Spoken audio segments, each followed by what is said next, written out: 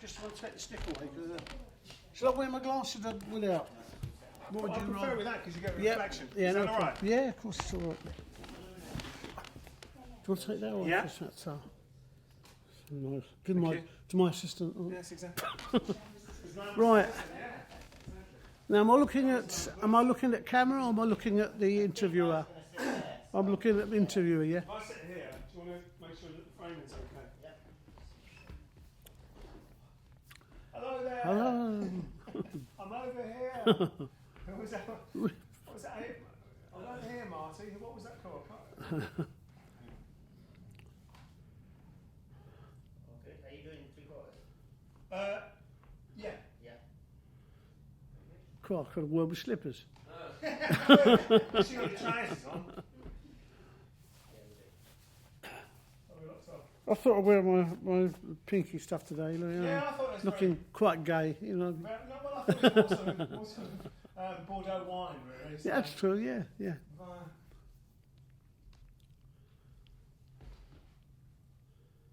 This one's going for central, otherwise it'll... Yeah, do what you want with that. Yeah. Framing, sort of facing the short I mean, we should have the same colour temperature on both of those, because I did set it yesterday. It looks similar. It's back. Yeah. I didn't shave either today because it gives you that your face the shape. So I'm told. Mind you, can't see my beard anyway. Not different. You're saying our family couldn't grow a beard to save our No, lives. no, don't want to anyway. Well, you know, I used to be, even when I was at school, there's kids that had to shave twice a day. I know, yeah. It's ridiculous. Well, I try and shave as least as possibly can. Only because the razors are very expensive Well, I was now. just about to say, you know, the most shoplifted item in Sainsbury's. I can believe it. Well, they're expensive. Why don't you get three for expensive. 15 quid or something stupid? Yeah, You know. exactly. Mind you, with you and me, they probably last about a year. Yeah. Anyway, so. Well, How's the sound? Are you alright for sound? Yeah.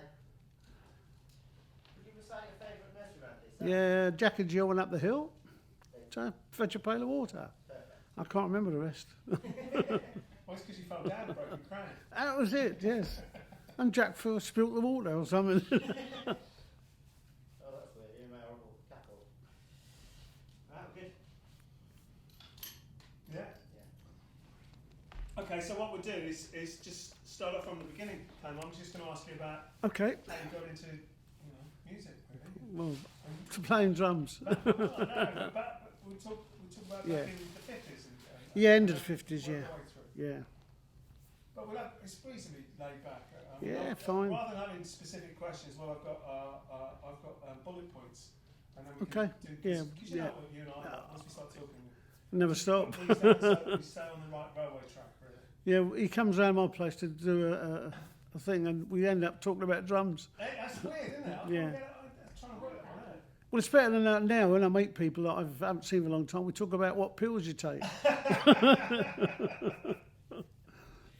Right. Are we rolling? Yeah, we've got a lot of air conditioning. Have we? Got a lot of what's that? Aircon. What's that? That's the aircon. Yeah. But you know how hot it is now. Yeah. If we get it turned off, But it's going to be... it's going to be really hot. Yeah. But I can turn it I off. think it's best because then otherwise we'll have soundtrack being that. Also, have we got any lapel mics in the radio kit? Yeah. Yes. That might be a good idea. Okay. Yeah?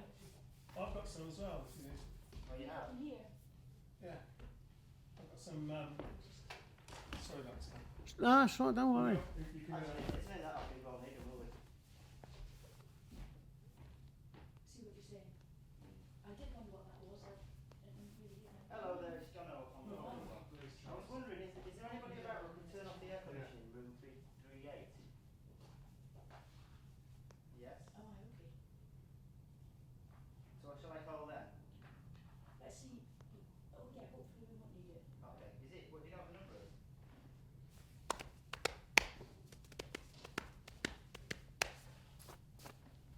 Okay, thanks mate. My hair okay, dear? 338. Oh, good. What folder? Yeah, please, yeah. Got a shiny nose, it's no good. Put your sticks down somewhere as well. They were there. Yeah. Put those. Well, you don't need that. Yeah, I couldn't find a bloody I just saw them sitting. with my name on this morning. I don't know why. Right. I will find it. That's traffic. That's traffic noise, that is. Yeah. That there is, yeah. That's the boy racer with his super duper Exactly. exhaust. I don't know, put the phone down there or I'm on hold. Are you waiting? That's the Are you waiting to hear from Jono? UEL charge. Reception. Oh, right.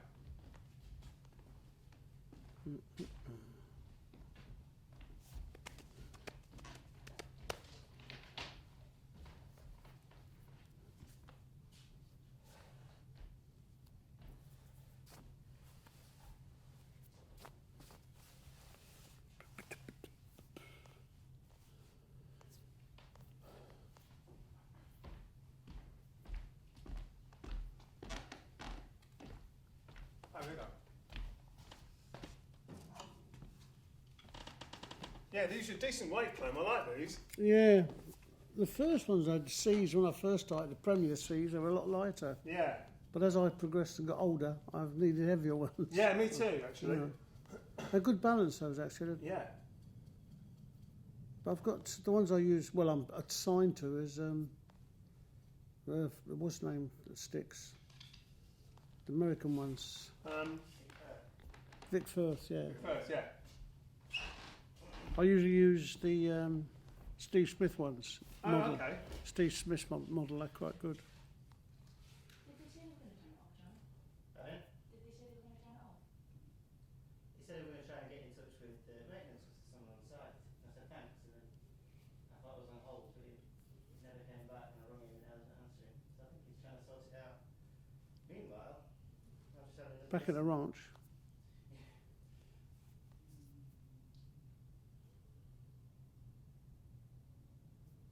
Mainly I can use traffic noise. Yeah, that's in and out, but it's.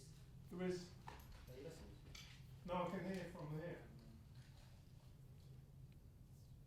Yeah, you can hear it. Do you want to try the powers? I think it's better.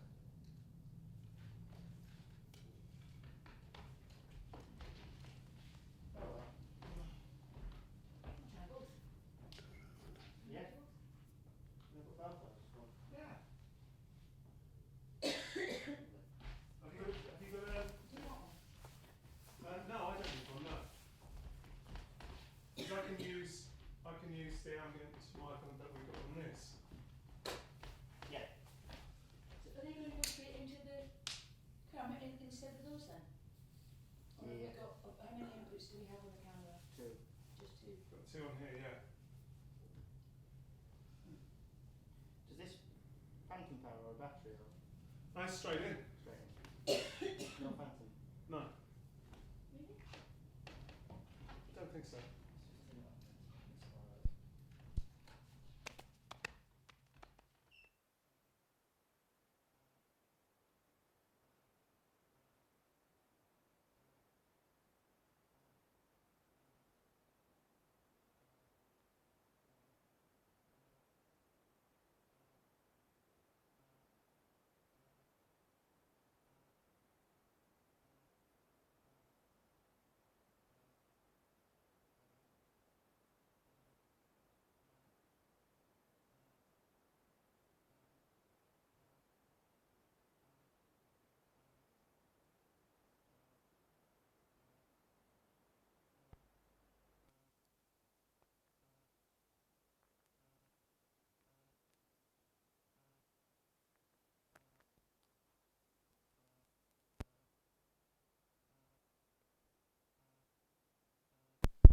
It's just in it.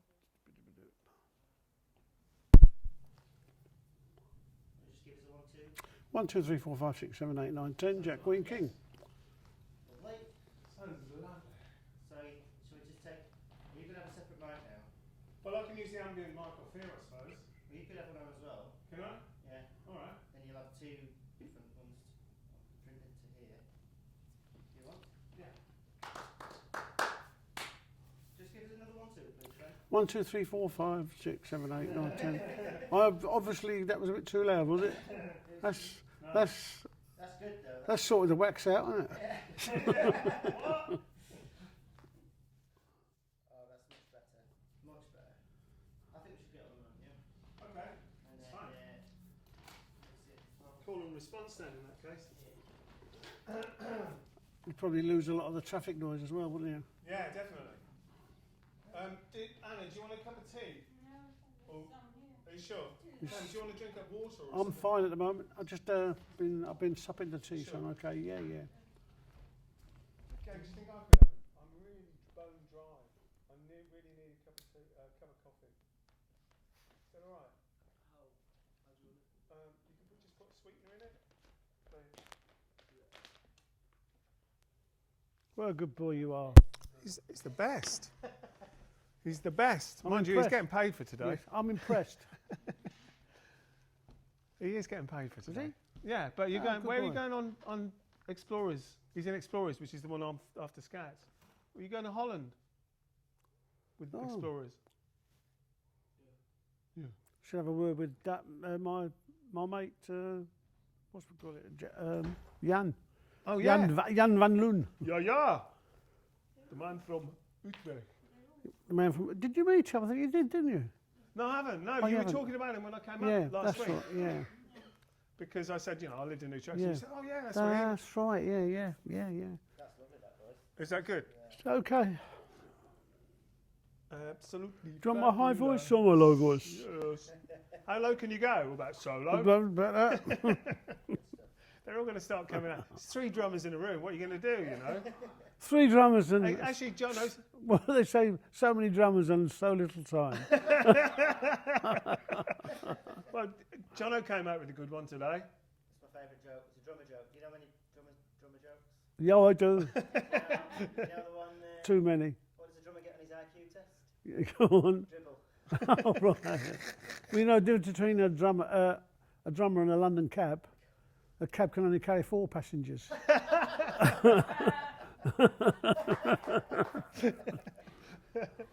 We should get some of these. There's another good one, but there's ladies present.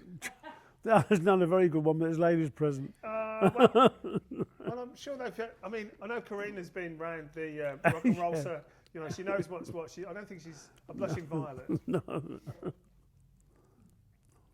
right, so, yeah, Are we ready to go? all good. Okay.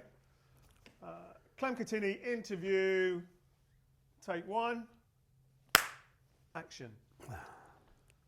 Okay, Clem, Yes, sir. thank you so much for coming today. My pleasure. It's been a long time coming, but we got the best place in the end, didn't we? Absolutely. Yes, without doubt. Great crew. Yep. Drummers. What Exact- else? ex- What more do you expect? Exactly. A can full of drummers.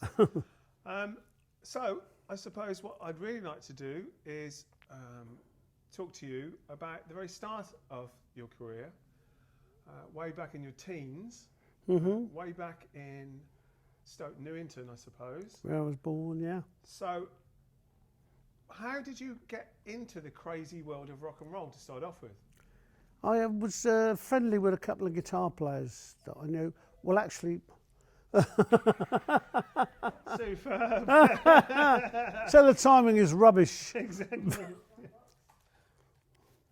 It's a string player. Came in late.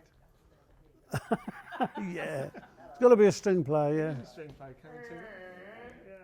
Well, that was my famous thing, wasn't it? About can I have the strings a bit quicker? I think we're going to have to have that one in. Yeah, oh yeah. But like I say, if we miss anything out today, Clem, I can always Yeah, come up and do always- audio. yeah. place. Sure. And there will be stuff we miss out. Yeah. Oh, Well, well, it's hard, you've got a long career. I forget that. That's a technical thing to do, Yeah. John. All right, sorry about that. That's all right, we're still That's all rolling. right. Yeah, we're rolling, yeah. We're still rolling. Okay, Clem, sorry. So, how did you manage to get into the crazy world of rock and roll to start off with? When I was a youngster, a long time ago, we used to go down to this club at a training club in Clerkenwell, and I got to know the drummer. Not that I was interested in drums or anything like that, but he said to me one night, "Why don't you come down and meet my mates? We have this jazz night down in King's Cross every Tuesday, wherever it was." I said, "Yeah." So I went down, and I met two guys, guitar players, and we got friendly, and they said, "Let's go and see the Blackboard Jungle, you know, with Bill Haley and all that, with Rock Around the Clock." So we came out, we were absolutely knocked out with them. It was such a great record. And they said, "Oh, let's form a rock and roll group." And I said, "All right, what do I play?" They said, "You play drums." So I did. Simple as that. And had you done skiffle or anything like that before that? No. This was, I started playing afterwards, yeah. I mean, once we had this group going, I was playing washboard and stuff like that first of all. And then I progressed onto a drum kit.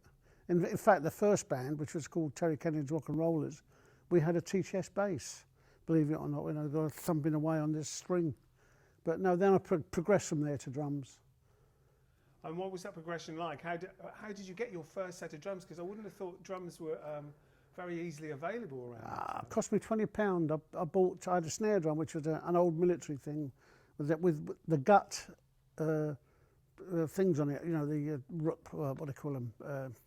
Was it catgut or something? Yeah, it was catgut underneath. Instead of like now, you get the what they call it underneath The snares. the snares, and they were gut snares. And like about 4 or 5 strings, and it was a real old military drum. And I had a bass drum that I just about looked over the top. It was one of those jobs with a big painted picture on the front, and a cymbal called a crut. And every time you hit this cymbal, it used to bend. So halfway after every number, you had to straighten it out again. So that was really the start of my drum kit career, if you like. Were you actually rehearsing, or were you going out and playing? No, I mean, we started playing down a place called the Two Eyes in Cold Compton Street, which was the place at that time. You know, that's where I met a lot of the other guys. But no, I used to, when I was working for my dad, every time I had a break, I'd go upstairs in my bedroom and I'd get the practice pad out and I'd practice to the Buddy Rich drum tutor. So that's really how it started. And then, of course, playing down the Two Eyes and playing every night virtually for 2 and 6, you know, which was, how much is that? 2 and 6? 15p, isn't it? Now. It's half a crown. Half a crown, yeah. And that's sort of progressed from there. We got a job as the Terry Kennedy's Rock and Rollers down the Two Eyes. Then they opened a place called the New Two Eyes, which is in Gerrard Street. We worked down there, and that's when this agent came along, saw the band, and decided to take us on tour with Max Wall. And that was really the start of my professional career. That's fantastic. But I mean, music must have been sort of alone almost in a little bubble in that time, because we're really talking about austerity Britain. Oh, really. yes. You know, because it was only what sort of year was this, Clem? This was 1957. So really, the Second World War had only been over for 12 years. Oh, absolutely, yeah. It was very. It was. I mean, the kids were sort of starting earning money and buying records and things like that, you know. And the music was changing from the jazz era, or the big band era, to the rock and roll era. We went to the trad jazz era, which I must admit I wasn't into very much. And then it went from there to rock and roll, skiffle, into rock and roll, and then it all sort of burst. I mean, the only records that we could listen to, of course, was all the American stuff, you know, like Presley and Fats Domino and all those guys, you know, which, you know, I loved, you know. And I had an interest in jazz at one time, but I got more of a love of rock and roll, to be honest with you. Well, that trap jazz was very like Acapulco type jazz, wasn't it? That's the way I call it. Yeah, sure. But it was, I mean, the only thing I can say about trad jazz, it did have a feel to it, I suppose, but, you know, that wasn't my bag at all, you know, the old 10 to 2 stuff, 10 to 2, 10 to 2, 10 to 2. It wasn't my sort of scene. No, because New Orleans stuff, wasn't it? Yeah, that's right. And my mother was very, very into Latin American, which I think had an influence on me, because she always had the Latin American stuff on the radio. Like, they used to have a night with the famous Latin American, Edmundo Ross was on virtually every week on the radio. We didn't have televisions then, on the radio, and listening to that. And I think because, as you know, being a drummer yourself, that it is influenced rock and roll because it's all straight eight.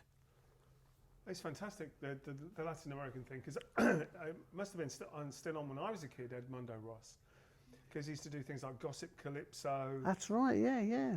And you know, all those, and so it was sort of the West Indian stroke, South American, Yep. New Orleans. So Yes. you've got all those cross rhythms coming across. Yeah, very Made much it so. really interesting, didn't it? Yeah, very much so. Now, and well, rock and roll is based on the straight eight, which is Latin American anyway. Yeah.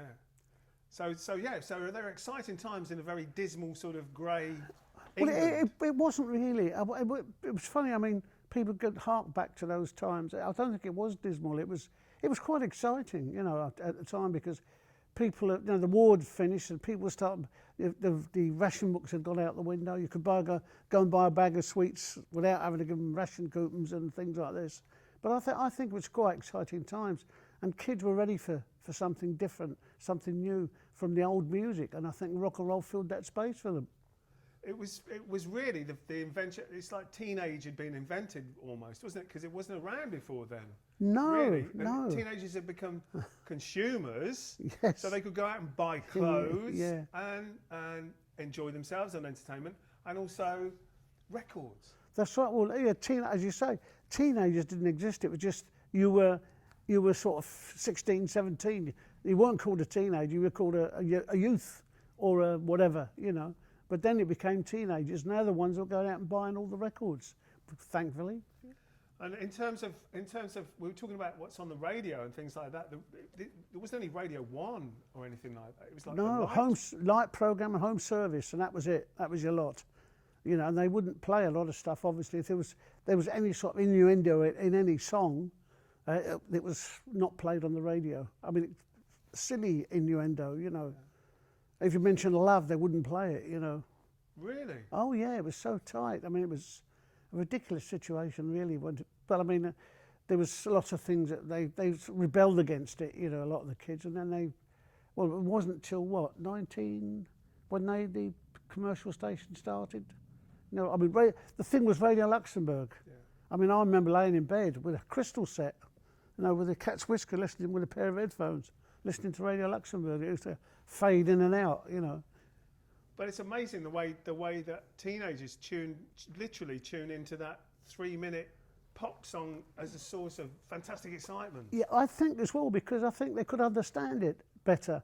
You know, I mean, the jazz. I mean, as a musician, you know, you probably. I mean, a lot of people. You go down the jazz club, they're all sitting there, clicking their fingers and shaking their heads, and half of them don't know what they're doing anyway. They don't understand what they're listening to half the time. But I think the kids could understand rock and roll because it was basic. It was a good beat, and that was a thing, you know, the feel of it. And I think that's what they got interested in. But I mean, I lost interest in jazz because we'll go over this later, but when I was with the Tornadoes, we went to Holland, and we were doing a big show over there, and I was invited to a midnight concert of an American jazz trio, and I can't remember the name even. And the drummer, as we were talking about drum solos, and he did a 30-minute or something drum solo. He was playing the first and third beat of each bar. And it was like the attitude to me, it was when they got into this, jazz guys were turning their backs on the audience and, you know, and ignoring them. And I thought, hang on a minute, you're taking the mickey, you know. You think like you're treating, but there were people going, yeah, man, yeah, oh, say. And I walked out, and I've never been to a jazz concert since. And that's when I fell out of love, if you like, with jazz. I love big bands, but I fell out of love with that sort of era. Yeah. But I know that you like people like Max Roach, for example. Absolutely, oh yeah. I mean, Buddy Rich, all those sort of people, you know, sure. You know, I mean, I met Buddy Rich, as it happens, you know, and he was a nice man. Didn't suffer fools very gladly, as we know, but he was a great player, great player. You know, and you've got all the modern guys now, which, you know, people like Ralph Salmins, and people like that, you know, great players. You know, it's. I mean, as you know, drumming, it progressed into an art form, wasn't it? You know, it was the old story of like 5 musicians and a drummer, wasn't it? You know, suddenly you became a part of the band, and you were an integral part of the band, which, Yeah, you know, integral, definitely. yeah, without the boiler room of the band, that's what I say, you know. So, but the thing is, yeah, music changed completely over the 50s into the 60s, completely. But you Thank must have God. been very influenced by that sort of backbeat that Abs- came along. yeah, because that was you, really. You know, yes, that's absolutely, yeah. I mean, I was never will be, I never was an Olympic drummer, you know, thrashing around the kit 300 miles an hour and getting nowhere, you know. I remember going to a drum clinic, and it was Stevie Wonder's drummer, and he had this clinic. He said everybody like to get up and do something, and this guy got up and he's flashing around the kit 300 miles an hour, and he turned the drummer turned around and went, "Yeah, man, that's good. Now can you play it in time?" You know, and that's the thing. You know, I mean, I tell kids when they talk about drumming, the thing you've got to do is play the song, because that's what you're playing for. And I was lucky because I had no technique. My technique was having no technique, so that's how I got away with it. But I had a feel, I think, you know, that's what I've been told. you definitely have a feel, Clem, because I think. You know, you have to get inside a song, I think, if you're a drummer. Absolutely, yeah, yes. And I read a great quote from one of my favourite drummers, a guy called Levon Helm, Oh, the yeah, singing drummer from the band, who Yes. sang fantastically when he Yeah. played fantastically. yeah, yeah. But he was talking about what you should do is skip a song along, which I thought is a lovely way. That's a way of putting it. Yeah, I like it. I like that. Yes, it is. It's a good way of putting it. Absolutely. So you're just leading the song on and into Yeah. the next bits, and but you still retain that sort of heartbeat. Yeah, exactly. I mean, the thing is, with you know, like we were talking about drum solos earlier, which, you know, fine, you know, okay, you know, sometimes you get a good drum solo, or you get a bad one. I like the musical ones, you know, which are they're completely different than trying to show off your technique when you're playing the actual song with the drums, if you know what I mean, in the feel of the song, which is completely different. And that's what I say. And also, the best weapons that we've ever got as drummers, particularly, is your ears. Listen to what's going on around you. You know, without that, you're dead. Definitely. Okay, so let's move on. Right. So we're down at the Two Eyes in Yep. Soho. Obviously, there's a lot of like-minded people like you know, young men who are just coming up and want to play music, and suddenly you've got this melting pot in Yes. Soho. So what was it like around that time in Soho? Oh, it was fantastic. I mean, myself and Brian Bennett, who was the Shadows now, we were the sort of house drummers, for want of a better word. If he didn't do it, I did it. And then people like Cliff Richard, the Shadows, Bruce Welsh, Ben Seeger, Marty Wilde, and all that mob of the 60s lot, they were all, and Tommy Steele, unfortunately, but they were sort of part of the 60s band. And that's where a lot of the guys started down there, you know, in the Two Eyes. I mean, people rage on about the Cavern. This was going on, what, 1950, finally 57, 58, 69, 61, way before the Beatles came along, you know. I mean, a lot of people seem to think that Beatles started music. No, they didn't. It was going a long time before then, you know. But Soho has always been a melting pot of a lot of different things. But I suppose as a rock and roller, if I could call you that, you obviously came absolutely. into the Ronnie Scott side of things, and you know those sort of Band the Bomb, trad jazz people. Yes, and, yes. you know, so you've got all these people coming together. So you must have met loads of people, and just especially drummers. Yeah, I mean, there was a guy. Unfortunately, the guy passed away in an accident. It was Dave Pearson, who was with Ronnie Carroll, a singer called Ronnie Carroll. They unfortunately passed away in a car accident. And people who played with the Vikash Quartet. And I used to go and watch Ronnie Stevenson play with the Dantworth Band, and also what's his name, Nutter. Ginger. Ginger Bacon. Don't go down that road. No, we won't go there. Okay. But I used to go and watch all these guys play, you know, and I suppose I learnt something off of them, you know. But then I veered away from the jazz side and went into the rock and roll side. Yeah. I remember Ronnie Stevenson saying to me when he got a gig to do at one of the dance halls in London, he said, because he was staying with us at the time, he said, "Do me a favour, could you come with me and show me how to play rock and roll?" You know, I mean, he was a great jazz player, you know, great big band player. And he wanted me to go along, you know. I've been playing, what, a year?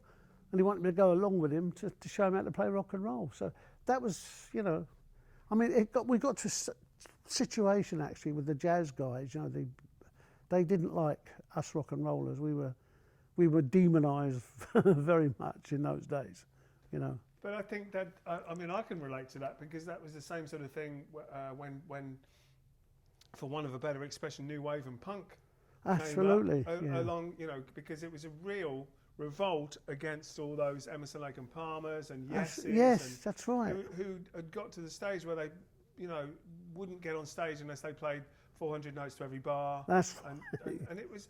Well, that's exactly. Thinking, what the hell was all this? Yeah, exactly. You know, I mean, the thing is, I didn't like when musicians, if you like, or bands decided they were going to educate the public. No, you don't educate the public. They educate themselves by listening to what they want to listen to. You don't educate them. And this is what really got up my nose a little bit, was they were trying to educate people. No, it doesn't work like that. You know, people, you listen. I mean, I've always been asked the question, what music do you like? And my answer is good. Simple as that. If it's good, I'll like it. Classical, I'll listen to classic music. I'll listen to rock and roll. I'll listen to big band stuff. I won't listen to punk. I won't listen to rap. Because for a start, they spelt it wrong anyway, so we won't go down that road. But but I listen to anything. If it's good, I'll listen to it.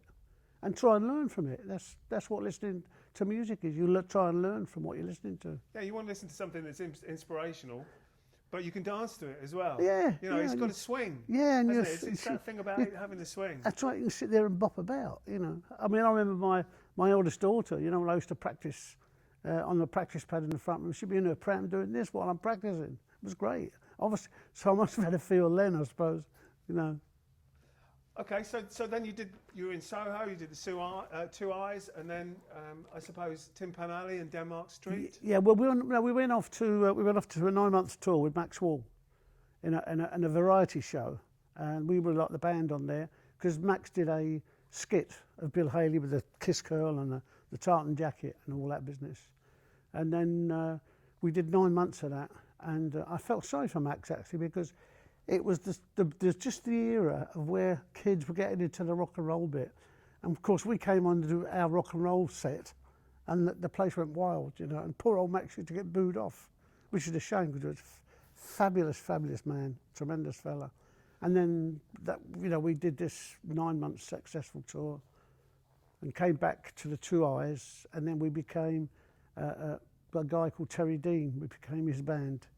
Like his manager said, would you go with Terry Dean as his band called the Dean Aces? And that's what we did. Well, I suppose Max, because I think Max Wall was fantastic. Sensational. But he was part of that entertainment, the light entertainment sort of musical yes, tradition. It was. Yes. Which was on its way out. And yes. You guys were on your way in. Yes, I mean, on the show there was the jugglers, there were the unicycle things, there was the comedian, you know, the usual. I mean, we played 2 shows a night for 6 days, you know, every night there was 2 shows, every day, you know. The only day you didn't do was Sunday, because you weren't allowed to work on a Sunday anyway. And then Sunday was your travelling day, like you were going from, say you were in Newcastle one day, the next night you're in Stoke-on-Trent, so that was the day that you travelled. But it was a variety shows. They were variety shows. And then, as you say, they were on their way out, we were on our way in. And then you progressed, because I want to talk about touring actually, because you toured with more people after that, didn't you? Absolutely, yeah. I mean, it was after that era of Terry Dean, it all sort of fizzled out with his army business. And then I got offered the job with the Larry Parnes shows, which was touring with Billy Fury, Johnny Gentle, Dickie Pride, Marty Wilde, and all that lot. You know, it was. We always used to say that you had these in the wings. You had these guys hanging on the coat hangers and go pick them up and go right. It's your turn next, and sling them on stage. And it was like that. It was one after the other. You know, and that's when I first started working with Billy Fury. Because I suppose a lot of that tradition still had this sort of variety era, let's make this guy a star and give him a name, like Marty Wilde, for example. You know, I don't know if that was his real name, was it? You know, Wilde. No, Smith, wasn't it? Was it? Yeah, Oh, okay. Reggie Smith. Was it? Reggie Smith. I used to call him Smith. He didn't like it, but I used to, Smith. Yeah, it was Reggie Smith. So you got these guys, and you were the guys you were the house band for him, really. Absolutely, we were a band called the Beat Boys at that time. Yeah, who became eventually Billy Fury's Blue Flames.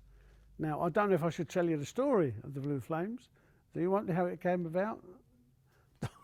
Yeah. I think we should. Yeah. Definitely. Is it a bit risque, Anna? No. You know, we were in Scotland doing a tour with Billy, and it was freezing. As you know, it was Hogmanay. It was absolutely freezing. And we were in the van, and the van inside was iced up. Never about outside. So we decided to, like, well, excuse my word, farts. And I don't know if you know, you probably do, or you don't. They actually are blue. And that's where the Blue Flames came from. That's all down to methane gas, really. Yeah, well, that's exactly. They blame the cows are causing most of it, aren't they? Exactly, exactly. Well, I'm going down to festival this year, and most of the stuff there is it's Michael Eavis who's got the farm. Oh right. And all the cows provide all the lighting. Yeah, exactly. Yeah, I can believe it. Yeah. It's called yeah. recycling. Well, whatever you do, don't light a cigarette lighter. So touring in those days, in probably a Bedford or Commer van. Oh no! It was when I was with Max Wall. It was trains. That's all you trained everywhere. You got on a train in Newcastle, and you travelled down to London so you could go back up north again. It was one of those situations. To try and go across country in those days, well, that's an impossibility. So you didn't have a double bass drum kit in those days? No. We used to put it on the guard's van, you know, the drum kit. And we didn't even have roadies. You had to carry it yourself, you know, and that was it. Yeah. Oh yeah, it was a completely different situation. And then the sort of the van era sort of came in, with the Billy Fury era. I didn't touch. We had a roadie then, and like with Johnny Kidd, because Johnny Kidd was before. No, it was after Billy Fury. Yeah, I forgot about that. Because after the Billy Fury thing, I packed it in because it was like £20 a week, pay your own expenses, you know.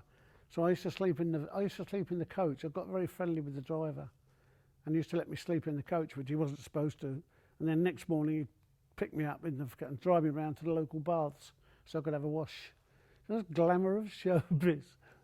It's a wild world. So this is in between throwing televisions out of the window, I suppose. Oh, I never did that. Televisions. No, we didn't have televisions in those days. It was radios, you know. Throw the radio out the window. You know, still, then it became we had black and white. I mean, that was about it after that. Yeah. You know, but no, it was hectic. I mean, yeah. When I was with Parnes, we were doing journeys like Edinburgh to the Isle of Wight. Yeah. One night in Edinburgh, next night on the Isle of Wight, doing a show. You know, travelling overnight.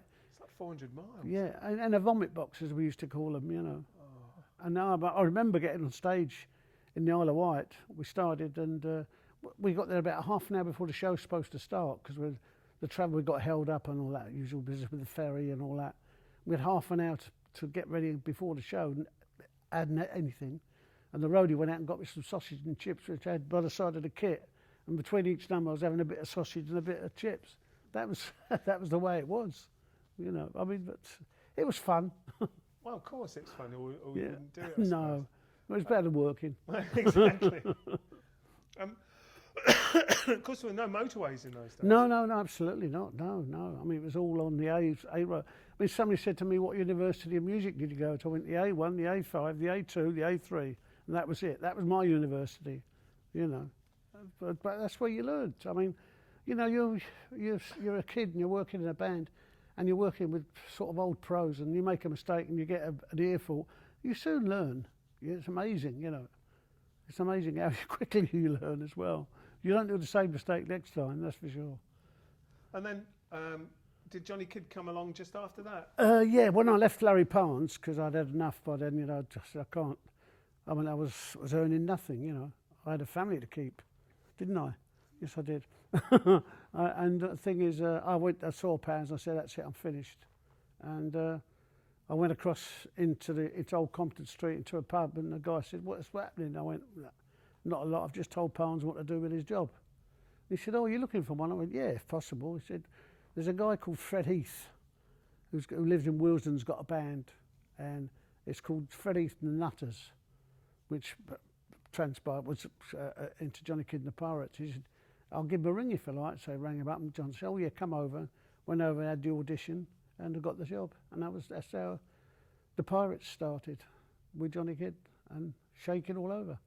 Well, you went in the studio and did Shaking All Over, which I think Yeah. is possibly the very first British, authentic, dangerous rock and roll record. Yeah. It was a good record, in fairness. I mean, originally that was the B-side. The A-side was going to be released as "Yes Sir, That's My Baby." I don't know why, because it was awful. But I mean, then Peter Sullivan, who produced it, turned around and said, no, Shaking All Over is going to be the A-side. I'm going to turn it over. The record company weren't very happy because, you know, I mean, I remember doing the way they thought, these people. We did a Tamla Motown album with Johnny Kidd, and they said, "Oh no, we can't do that.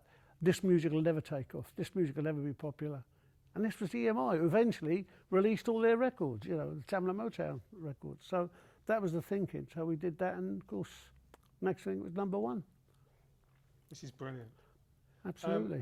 But you said that when you went in to do it, you added an extra couple of bars. Didn't Oh yeah, the drum sound in the middle. Yeah, that was a mess up, cocked up actually, and you know, in those days, if you're doing a rock and roll song, you always did a drum fill into a guitar solo or whatever.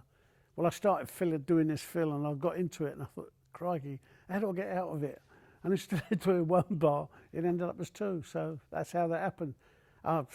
We finished the number, and I said, "Sorry, Pete." And he said, no, keep it in. So that's what we did. We kept it in. Brilliant. You Happy know, accident. I can't play it now.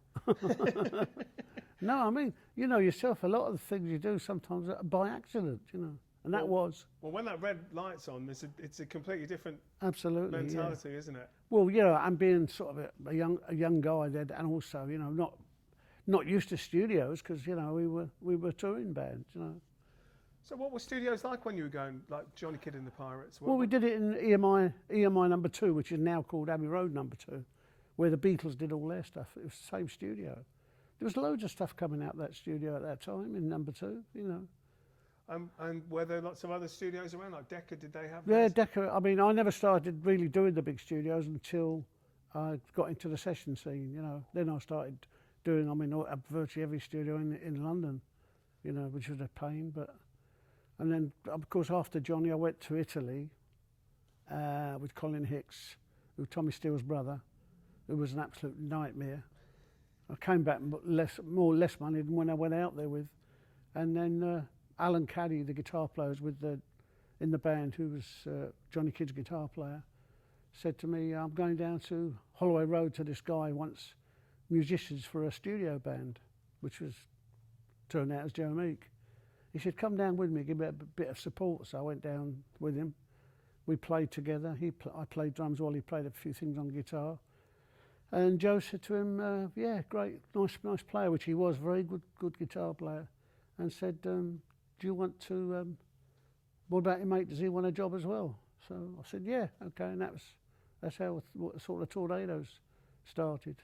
And then we did quite a lot of stuff with some of his artists up there, and then of course we made Telstar, which is now history.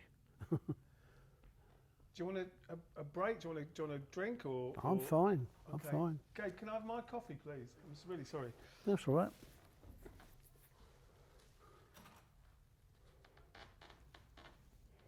Good timing. You must be a drummer. Yeah.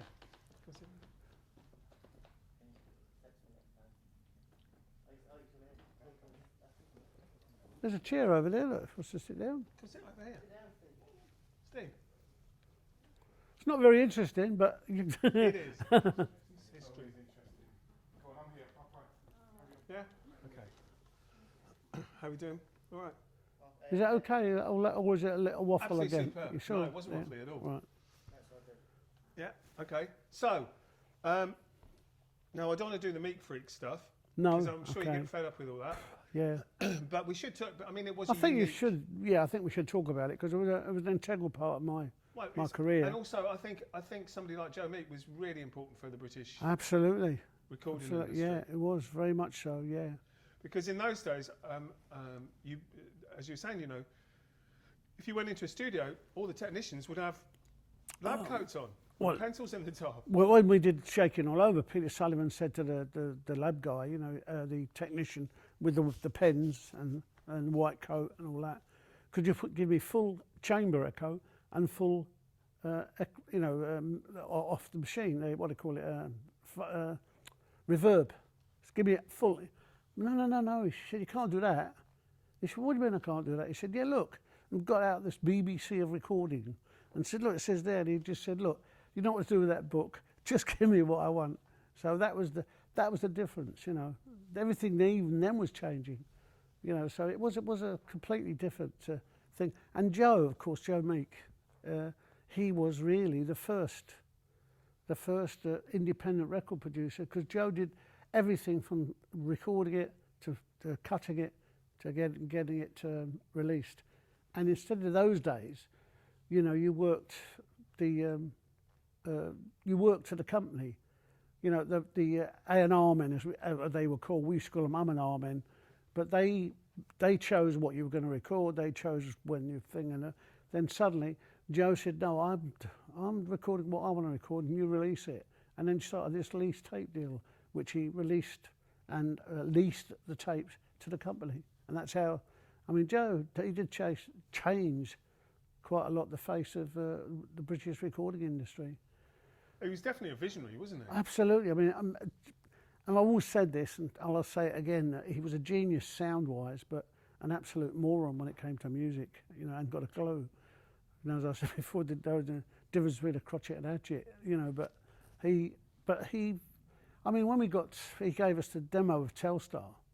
He said, "This is what I want to record this next." And we were in Yarmouth with Billy Fury doing a summer season. We had to go back to London to record it at the weekend, and it was singing over the top of something that had got nothing to do at all with the original, you know, with the track. The track that he was playing, the chords weren't even right for the songs that he was singing on it, and we had to sort of decipher it and then put the track down. I think, you know, we never really, as a band, got as much credit for the input that we had into the record as Joe, you know, because we had a lot of input into it. I mean, it was my idea to have this galloping rhythm, because it was supposed to be a moving thing, and then the key change, and then we moved it on again. Alan Caddy and George Bellamy put all the chords together, so we did quite a lot ourselves towards the production of it. But no, Joe was a genius, in fairness. But unfortunately, he got like Maggie Thatcher, Thatcher, maybe even Maggie Thatcher, and he wouldn't listen to like other people's opinions. I mean, the second record that we did, the thing called Love, what was it? Globetrotter, which I hate to this day, I've got to admit it. And he said to me, what do you think? I don't like it, I think it's horrible. And he threw a stool at me. And then, you know, he was very volatile. One thing, if I had disagreed, he threw a tape recorder at me down the stairs, you know. That's how volatile it could be. And the other times he had a great sense of humour, but he went through a lot of trauma in those days, because he was gay for a start, which in those days was illegal. And I heard to this day, I don't know how true it is, but the Crays got involved, and they were blackmailing him. So that's what I was told. I don't know how true that is.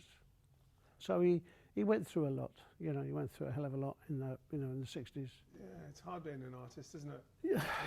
Especially if you're visionary, because I suppose nobody else is doing anything like that then. No, I mean, he influenced a lot of the producers like Mickey Most and people like that, you know, because of the way he worked and the ideas he had, you know. He sold his product to the record company as opposed to us going in and they own us. You know, it's a lot different. And in that respect, a lot of the producers of the day sort of started to follow his ways, you know. But he'd been through the. He'd worked for other record companies, he'd worked for record companies before. Oh yeah, he got into that situation. Yeah. I mean, he worked at Lansdowne Studios. He virtually built Lansdowne Studios, and that's where they did. What's his name? Is it Midnight to Moscow? One of those. Kenny Ball. Kenny Ball. Was it Kenny Ball? No, the other one. Trombone player.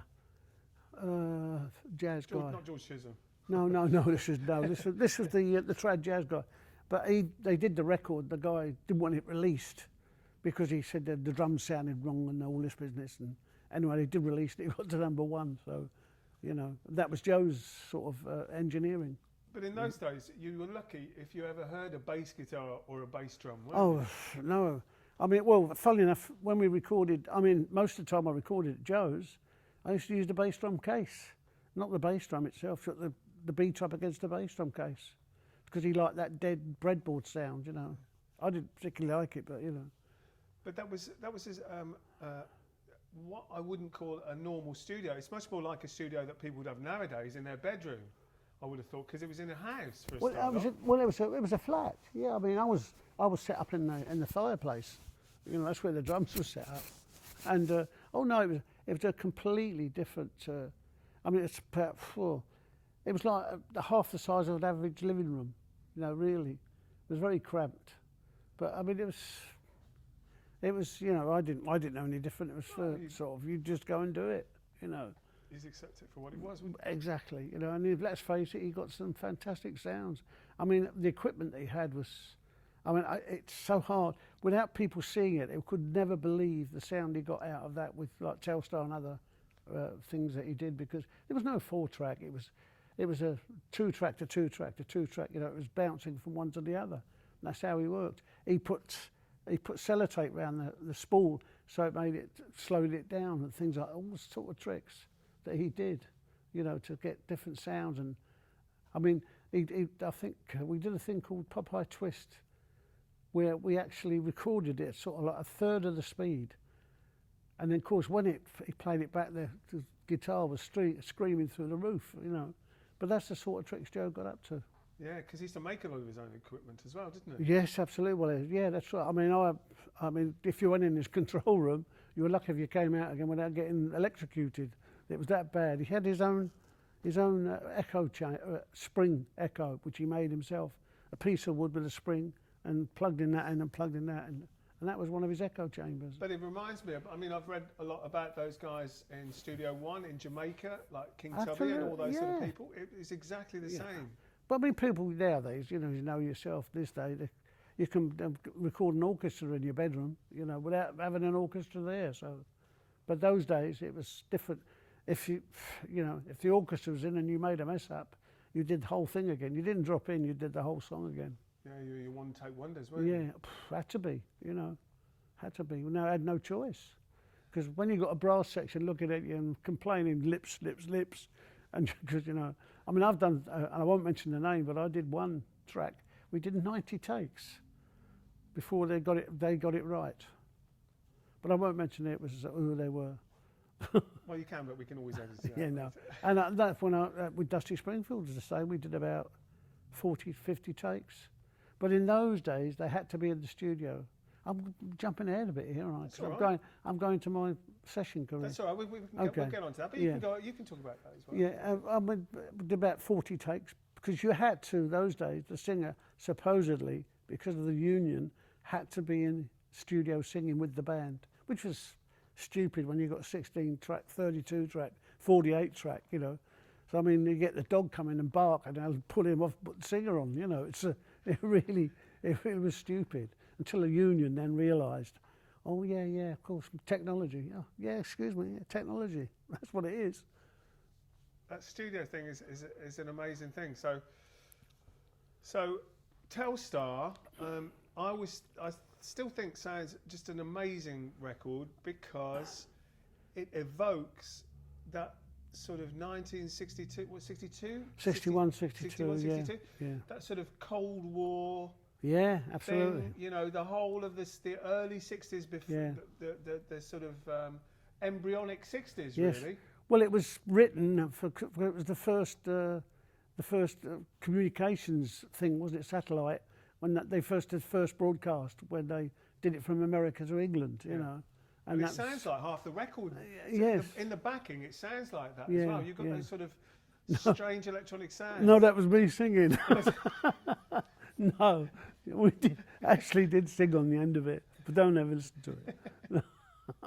But no, I mean, I was on it. It does not sound dated. You know, it still sounds sort of iconic even these days, which is what, over 50 years later. Well, and of course it's gone through to directly affect somebody like Muse, isn't it? Oh, absolutely, yeah, because George Bellamy, our rhythm guitar player, is the father of Matt Bellamy of Muse, and he's very influenced by the Tornadoes and Tornadoes music.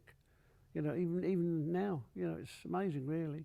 Great name. I think Tornadoes is a fantastic name as well. Do you know, I don't even know how we got the name, because we were just a studio band. We made a couple of records, and suddenly we released as the Tornadoes. But why, I don't know. Who thought of the idea or not, I don't know. You know? I mean, what was it like suddenly having a record that was #1 in this country and simultaneous in America, which hadn't happened before? No, we were the first band to get a #1 in the States, you know, but never went there, of course. Unfortunately, we had management problems because Larry Parnes, who managed Billy Fury, and Joe, who managed us, supposedly got together. They never stopped fighting, and Joe wanted us to go to the States, and Larry Parnes said, you can't because you've got a tour with Billy Fury, which you've signed a contract. So we did a tour with Billy Fury instead of going to the States, so we never went. And it was, you know, bad management, unfortunately, you know, but there you go. What can you do? And so what happened after that? Because you stayed with Joe in the studio, but then you went through a few lineup changes. Oh, yeah, but that's when you know, George left, Alan Caddy left, Roger left. And unfortunately, the only one that should have left, first of all, which he did, was Hines, you know, because, I mean, he played bass guitar like he'd got boxing gloves on, you know. I've heard, I don't know how true it is, I heard there's 2 basses on Telstar. One is Hines, which you hear, boop, doop, doop, doop, doop, and Alan Caddy putting the right notes on. That's what I've been told. I don't know how true it is. But somebody who's dissected the record said there are 2 basses on it. That I can believe, because Hines, no way could he play like that, for sure. And who? So those guys left, which were like the original core members. So Yeah. who else came in through the studio situation? Well, I mean, we had, I think, about 3 different changes of. We had different change of guitar, 2 different changes of keyboard, 2 changes of bass guitar, and then in the end I just said to Joe, I've had enough, I'm off, I've finished. And that's really was the sort of the end for me with I suppose the Tornadoes, and then my start of my session career, really. But you'd actually got people in to replace your original members, who then went on to become famous in their own right, I think, didn't you? No, well, Richie Blackmore was, but he was with the Outlaws, who now is Deep Purple. He's with one of those bands, yeah. He's with Deep Purple now, but he was with the Outlaws at the time. But I mean, I did quite a few of it. I did auditions for Joe with Tom Jones, who he thought was a waste of space. David Bowie thought he'd never make it. The Beatles, he threw the tapes into the bucket, and because he said they'll never make it. And I remember the phone ringing, and Joe said, "We're going to answer the phone downstairs from the office." I went, "Yeah, all right." Oh, it's who's the guy, the American guy, does all the echo stuff? What's his name? Famous. Just been done for murder. Oh, Phil Spector. Phil Spector. Phil Spector here. Could I speak to Mr. Meek? I went, "Oh, what? Phil Spector? Jesus, you know." Right, Joe, Phil Spector's on the phone. All of a sudden you hear this shout, "You're a cheat, you're a thief, you've stolen all my ideas, you've been pinching all ideas on my records." Off. And slammed the phone down and broke the phone. I mean, that's how volatile Joe was. But, you know, it's... Unfortunately, I got involved in it, you know. So I suppose, because all this time, you'd been married to Anna. Yes. And you'd had a family. So there was this sort of rock and roll on one side and family domesticity on the other side. Yeah, absolutely. I mean, it was the thing, the family bit on the other side that kept me straight on the rock and roll side, to be honest with you, you know, because I was lucky in a way because I had somewhere to go. I could go home, and that, you know, because when I was touring with the Tornadoes and we used to come off the shows and that, and nobody knew who the hell I was anyway, because every time I went out a stage door, somebody would say, "Who are you?" I said, "I'm not. Oh, I'm just a driver." "Oh, okay." And get in the car and go home, you know, because that's all really I was interested in. I couldn't be bothered with all that, you know, hoo-ha that was going on. Well, it's quite a lonely life, actually, I think, if you're touring and you're on your own. Oh, absolutely, yeah. It's like, you know, you're living with the guys all the time, you know, I mean, and it can get a bit trying at times, you know. You know, and that's why I wanted to get out of it. I wanted to go home, you know. It was, you know, I wasn't into all that rock and roll lifestyle, if you know what I mean. That's probably why I'm still here. Well, thank God. I'm sure it is, Clem, because I think it's Yeah. pretty boring, all that stuff, actually. It Oh, just goes yeah. on and on. You know, I was reading about, who was it, Slash the other day? I think he's died about 5 times. Yeah, I mean, what's, you know.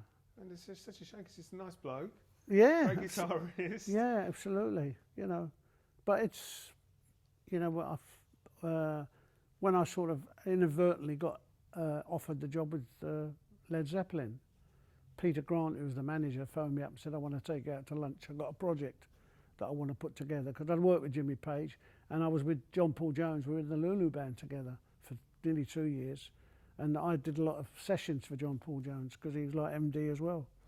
And I never got to go have lunch because I was too busy. I was like doing 3 sessions a day, and I was so busy I didn't have a chance. And when the rare record got in the charts, I saw Pete. I said, was it? He went, yep. But, you know, I couldn't see myself running around the country sticking stuff up my nose anyway, you know. It was, I mean, I got offered a job by an American producer to go to America and work over there, but that was, you know, I had too much here. I had too much going on. I think if you've got a lot of family love going on, Oh, yeah. that's really important. Well, it is important, especially in our business, you know, the well, whatever we want to call it, rock and roll business, music business, or showbiz, whatever you want to call it. Yeah, I think you've got to have, you know, you've got to have a bit of stability somewhere. I mean, look at I mean, the icons that we've lost, but fantastic artists, like we've lost George Michael recently. Yeah. But he ended David Bowie. He was a lonely man. Yeah, very lonely. Prince. Yeah, another Like, one, you know, very lonely. fantastic, but You lonely know, man. I always said, you know, the funny part about it, when Telstar was #1, I walked in the room and it was full. Well, the next day I walked into, and we were #2, the room was empty. You know, it's a very false business. That's just why I'm always glad that I've been a musician, not a turn. You know, like I've not, I mean, I suppose I was a turn when I was with the Tornadoes, but I'd rather been a musician, because you get more friends and more sort of appreciation from your peers than you do the artist you work for. You know, I mean, to them you're just you're passing by. You know, you've gone. I mean, I've worked with so many artists, and they probably wouldn't know who the hell I am anyway, and probably don't care.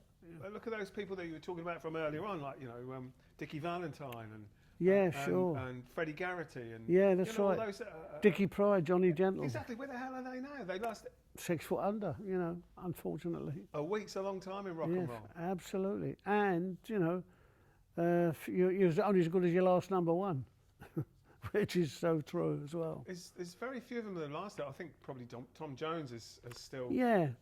Tom Jones. I mean, so I did his audition for him. You know, when he was Tommy, what was his name? Tommy something. I forget. It wasn't Tom Jones anyway. And Joe thought he was never make it. And I always remember Gordon Mills. I stopped at a cafe on Jack Seals. I always remember it. Jack Seals Cafe on the A1. And I was coming back from a gig, and Gordon Mills came in with Tom when nobody knew who he was anyway. And he said, come out and listen in the car. And I listened to it, and it was, it's not unusual. I went, Christ, I said, I'll be surprised if that's not a #1. And of course, it wasn't, I don't believe, was it? It wasn't. No, the first one was Green Green Grass, which I played on. But it's, I don't know, it's not I mean, they say the glamour, it is, you know, let's put it, I've always thought it's better than working. And I've done all right out of it. I've a reasonably good living, you know. I've got a house, I've got a car. You know, live in one house, live in one car, And a great family. and sleep in one bed, and a great family, absolutely. Which is so important. Which is very important, you know, very important. Okay, so if I say moving on, it sounds cliched, but moving on. But so you left Holloway Road. Yeah, I went, and then I made a record. Larry Page of Page One Records decided he thought I was a big enough name, wrong, to do a record of my own, which I did, a thing called Impact, which was the Clem Orc, which came out on Decca. I think it sold about three copies in Outer Mongolia, so it didn't do too well. But and then that's when I really started my session career, because I went with the Ivy League. I went with the Ivy League only because I was in the Denmark Street, and they said, "Well, come down. We've got this record to make," and I went down and made the record with them, whatever it was, you know. Was that Tossing and Turning? Tossing and Turning, yeah. I was on that, yeah. And also Let's Go to San Francisco, which was the same band, which was the Ivy League, called the Flower Pot Men. So, you know, but we did quite a lot of stuff down in Southern Music Studios, you know. And was that another of those tiny little Oh, God, yeah. shoeboxes? Oh, blimey, was it? You know. I mean, they wouldn't allow it these days with health and safety. No chance. God, the fire department would have gone bonkers, wouldn't Oh, absolutely. Absolutely. These days, I mean, with 2 eyes, it's was a death trap. If there was a fire down there, you would never get out. they? I Impossible. thought that all the sweat down there would have just sorted it out. Well, it was so hot. I always remember we used to have calf heads in those days. You didn't have the plastic heads that you've got now for your drums. You have calf heads. And of course, the sweat and all the steam and all the people sweating down there, it used to get all the moisture. Used to fill up with moisture, and you hit the snare drum and you get splashed at the same time. Really, I mean, it was incredible. And of course, no matter how much you tighten it up, it used to stretch too much. Yeah. You know. That's before we ever play extras. Before ever play extra, oh God, yeah. Excellent. Yeah. And then, okay, so who was the next bit? Did you play with Cliff Richard for a while? Or Oh, yeah, this was later on, yeah. This Okay. was in the late 70s, I think it was. Oh, okay. So we need to move on to, I suppose, now you're in the Ivy League, Yep, and the start of your burgeoning it was session fantastic career, yeah. session Because thing. I think the reason I was lucky, very lucky, because the thing is, but working in Denmark Street doing demos, I mean, I got phone calls saying, "Did you do the demo for such and such a thing?" Yeah. Could you come and do the master? So then that's when I started going into studios and doing the masters of the demos that I'd done in the first place. That's how I got the job with Cliff, because I did the demo of Devil Woman, and then they asked me to go in and do the master, which which came out as the record. So that's how it sort of happened, you know. And then you start getting a reputation, I suppose, and people start ringing you up. Can you do a session? And that's really when it started. And of course, that's when, like the 60s, I suppose, the Beatles were the people that, as you say, they didn't really start the rock and roll thing. No, in this not country, at all. No, not at all. But because of their popularity, worldwide, huge popularity, people realised there was something going on with the music business. That's right. Yeah. So I suppose that reflected in the amount of work that you were getting. I mean, England, to be honest, was the centre of the world as far as music was concerned. You know, I mean, Americans used to flock over here to make records. I did lots of stuff with different American artists. I did the thing with the Everly Brothers. I did stuff with a lot of them. I can't remember their names. You know, I mean, when you go into a studio, you don't even know who you're working for. You know, it's only years later that someone said, "Oh, played on my record." Oh, did I? You know, that's how it was. You know, and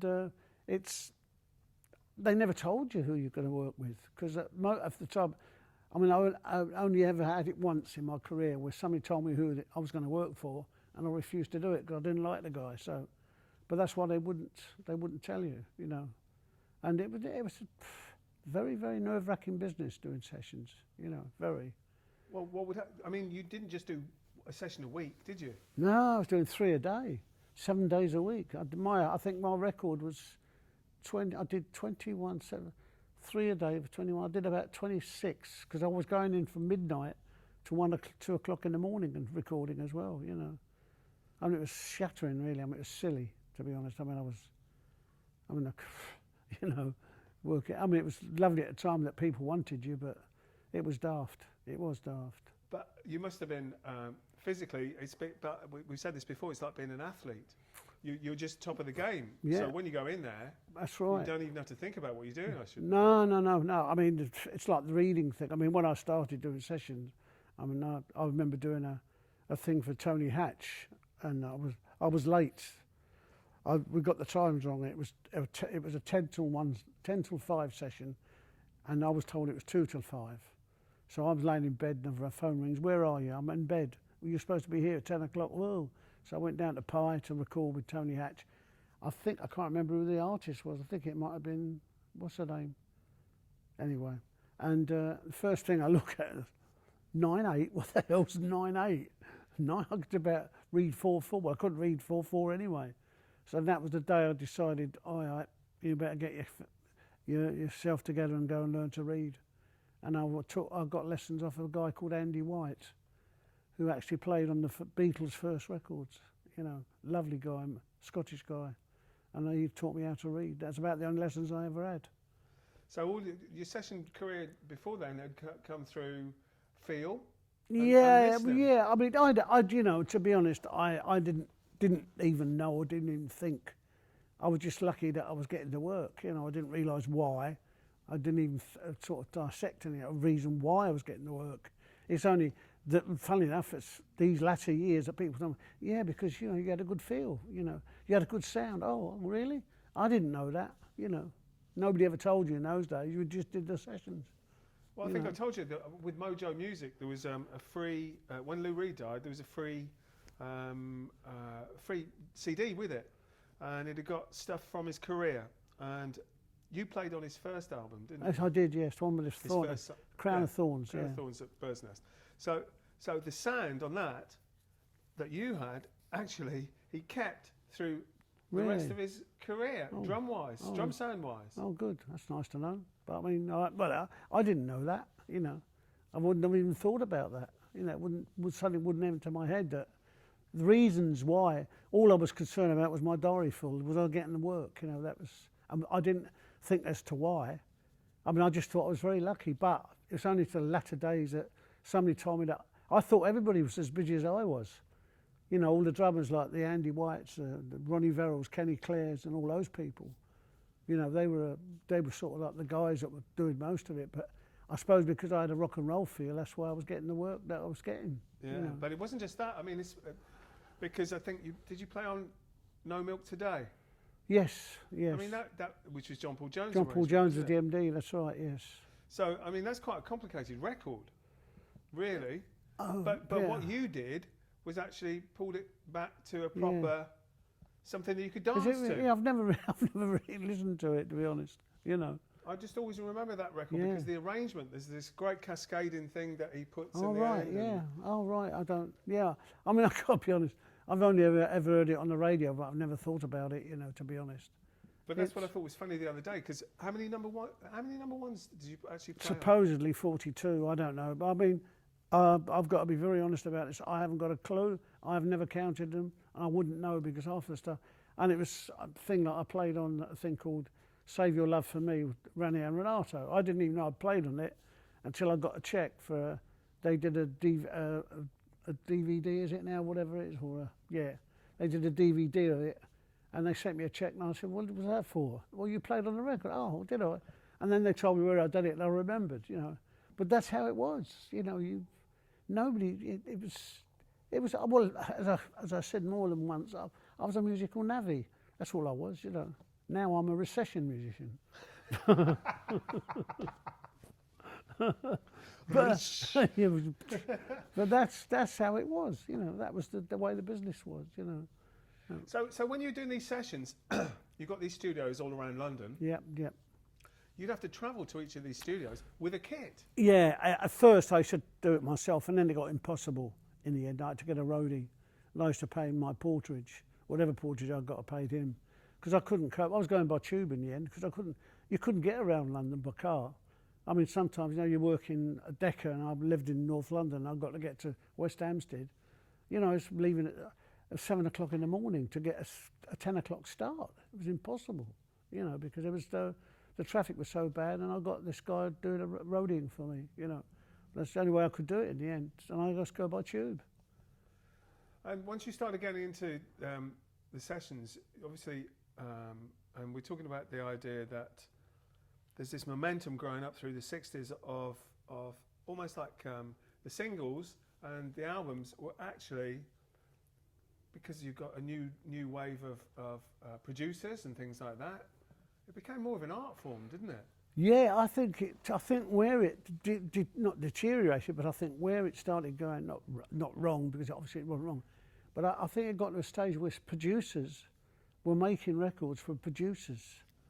You know, it was, how many tracks can we do? We get 48 tracks. We'll use them all, and I think they were making records not for the public, but for each other. You know, I've topped that producer, but this one better than his producer. You know, I think the Beatles, where they started going off track, if you like, whatever, doing I don't think that helped either, because, you know, it was like trying to educate the public, wasn't it? And you don't do that, for God's sake, you know. But you got some good ones that came through, and I think they were quite often, more often than not, you were on them. So, say for example, Paul and Barry Ryan. Oh yeah, well that's the ones in 90 takes. Was it? Yeah. Okay. But Eloise, wasn't it? Yeah, no, it was something else. It wasn't the okay. Eloise one, yeah. But Well, Eloise, I for think example, it wasn't anyway. I don't think it was. Well, Eloise is quite is incredibly complicated. It is complicated, yeah. Because you've got some bits that slow down. Yeah, that's it. And you've got strings, and you've got choirs, and you've got basically the kitchen sink in there. Yeah, and there's you at the centre. Yeah, trying to keep it all together. Yeah. You know. And the thing is, it's getting back to what I was saying. They started producing records. They're making productions instead of making a record. You know, I mean, they did nice records, very good records. Another one was Grocer Jack. You know, a theme from a teenage opera. I mean, that was another one where they got the whole world and his brother on it. You know, and kitchen sink and the rest of the house. You know, on that one. But the thing is, they've started making productions instead of making records, if you know what I mean. And because they could do, because they had 48 tracks. They would, we've got to fill them up, you know. 48 tracks, must have used them, and that's what they were doing, you know. I think it went off a little bit. I started losing interest when the Walk to Birmingham came in, as I call it, you know, the disco, the thump, thump, thump, you know. And that started, and then the machines, of course, took over, and it was goodbye drummers, you know, whatever. So, but I mean, the 60s and 70s were incredibly fertile. Oh, absolutely. Incredibly fertile. I mean, from 60 sort of 5 when I started sessions, I suppose, full time, right up until the 80s. You know, I was so busy. It was a great time. Well, you got all you war babies, basically. You know. Yeah, that's right. Making Yeah. up for I was one of them. Exactly. That's what I'm saying. So, yeah. So also you've got the new, as I was just saying, the new wave of producers like the Tony Viscontis and the Mickey Mosts. Mickey Most, yeah. So what was it like working with those guys? Mickey was great, because the thing is, Mickey, I mean, you do a record. I mean, I did a lot of stuff with Lulu with Mickey. You know, I did Love's Love, and what they call it, I don't know, I can't remember the titles anyway. And Boat That I Row and all that. I'm a Tiger, all that stuff. We looked with funny time signatures in that one, which John wrote. But those sort of stuff, Mickey he'd go, oh, hang on, Mickey, can I do another one? Because he said, well, so what? He said, it sounds good, it feels good. He said, nobody's going to say, bar 54, you made a mistake. He said, it's fine. And that was, Mickey didn't go down the last nit of, you know, oh no, hang on, he just made that beat slightly late. You know, he didn't bother. If it sounded right and felt right, that was it. And I think that's where he was very successful. I did a lot of work for Mickey. Well, that's true to the spirit of rock and roll, I suppose. Yeah, exactly. I mean, I knew Mickey from the Two Eyes days, because he was the band called the Most Brothers, who I worked with, which wasn't his brother, by the way. It was his cousin. Anyway, so that's another story. I won't tell anybody. No. We'll edit that bit out. Yeah, edit. No, Alex Most, it wasn't his brother. But, you know. And also, you know, people like Tony Visconti he'd come over from America. Yeah. And Mickey Most had come over from... Well, he was South Africa, wasn't it? Yeah. Well, he married a millionaire's daughter, didn't he? So that's how, fortunately for Mickey, that he got his sort of his financial backing to make records. But he was a good producer. But he had the right ear. I mean, I remember Decca. There's a guy called Dick Rowe, who we used to call Death Row.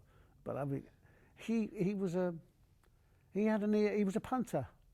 He was one of the public, and he had an ear for a hit, because you know, what appealed to him would appeal to most of the public. But essential. Very essential. Essential. You know. He's not out to educate people. No, exactly. You know, it's just really, you know. I mean, he was another one. I hadn't got a clue what he was doing, but he could pick a song that would be a hit. You know.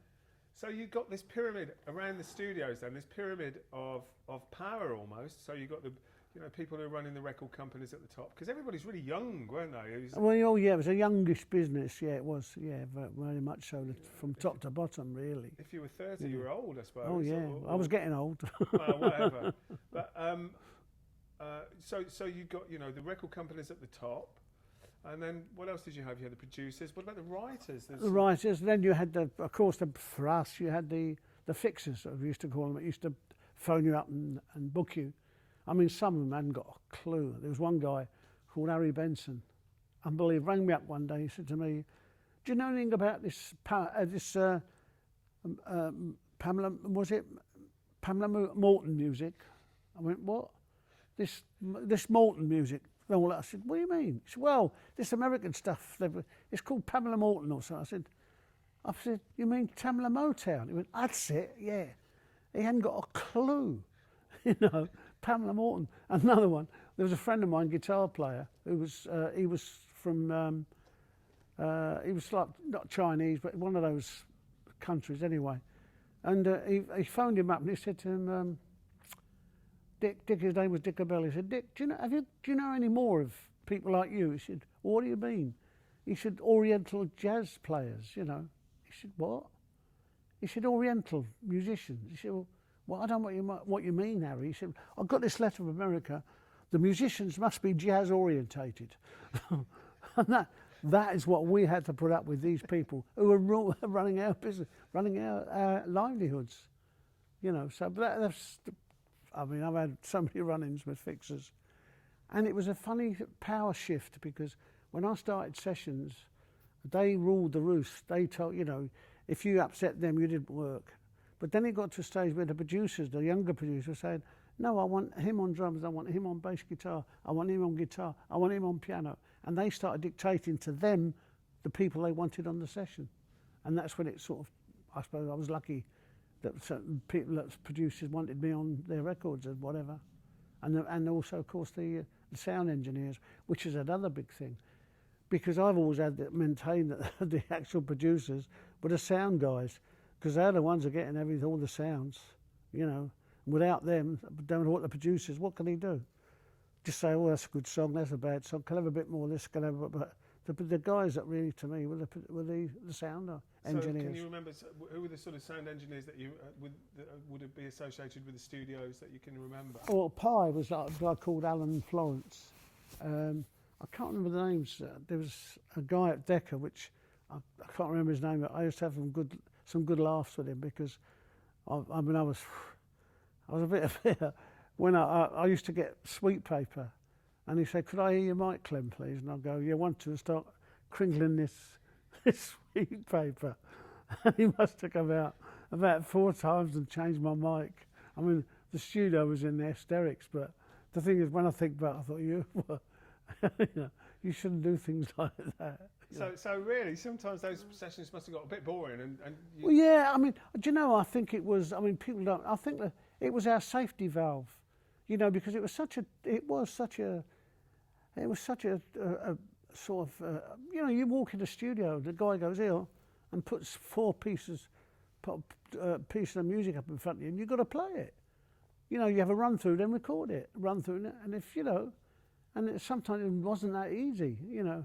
And it was very, very nerve-wracking at times. And I think their sense of humour was sort of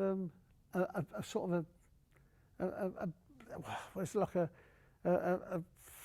safety valve, I think. You know, for this, you know, because of the tension that you know. I mean, I used to walk in and go, "Oh, cry! What have I got today?" You know. I remember doing a thing. We walked in for this guy in Chapels in Bond Street.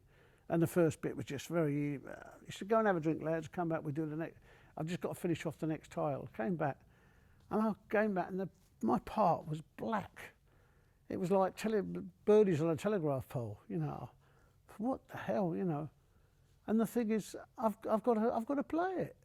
And I've got to be honest, I went into a cold sweat, and it was like one of those, "Excuse me, can I go home, please?" It was one of those, it was so difficult. But that's the sort of thing that you went into, You know, that was the tension that you were up against all the time. You know, it was of course. very and then you got all those nerve-wracking. People crammed together as well. Yeah, and you've got to produce every time. You know, you've got to go in and do it again, because if you don't, it's goodbye, thank you very much, see you, you know. So there's all these sort of, you know, like, it was very, very sort of tense. And so I think our humour was our safety valve, you know. Didn't one of the guys from the studio used to isolate people on their headphones and play like Hitler's speeches? Oh, that was Olympia, that was Olympic Studios, yeah. Oh, I remember doing, believe it or not, I actually did a whole take listening to the playback. He'd forgot that I was listening to it on the headphones, and he put it on, you know, when you record, you've got the actual thing, and then you've got the, about a second or two later, and I've got that, and I'm trying to play to this, you know. I mean, there's things like this. I talk about as a record producer. I'm doing a thing with an Irish tenor. I forget his name now. And sitting there, and the thing goes on, and it was Ivor Raymond was the musical director, and this Dick Rowe, he says, "Ivor, what's Clem playing at the beginning?" He said, "Oh, he's tacit for 24 bars." And he said, "Oh, could you ask him to play a bit quieter then?" You know, and that's, you know, these are the sort of people who we're dealing with, you know, that are running our lives, you know, unfortunately. But then you got the other ones who knew what they were doing, you know, but most of them didn't, you know. But people don't realise that these people, like, it was like George Martin, you know, people say about the Beatles, yeah, fine. He was given the Beatles because he was a staff producer of EMI. And when the Beatles came along, he was given them to produce. So, you know, he didn't discover them as people seem to think, you know. No.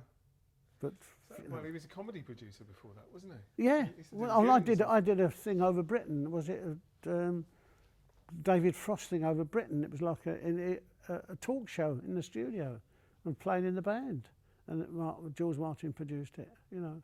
But you must have met some great people who were great musicians who went on to Oh, do... absolutely. Oh, yeah. I mean, God, you know what?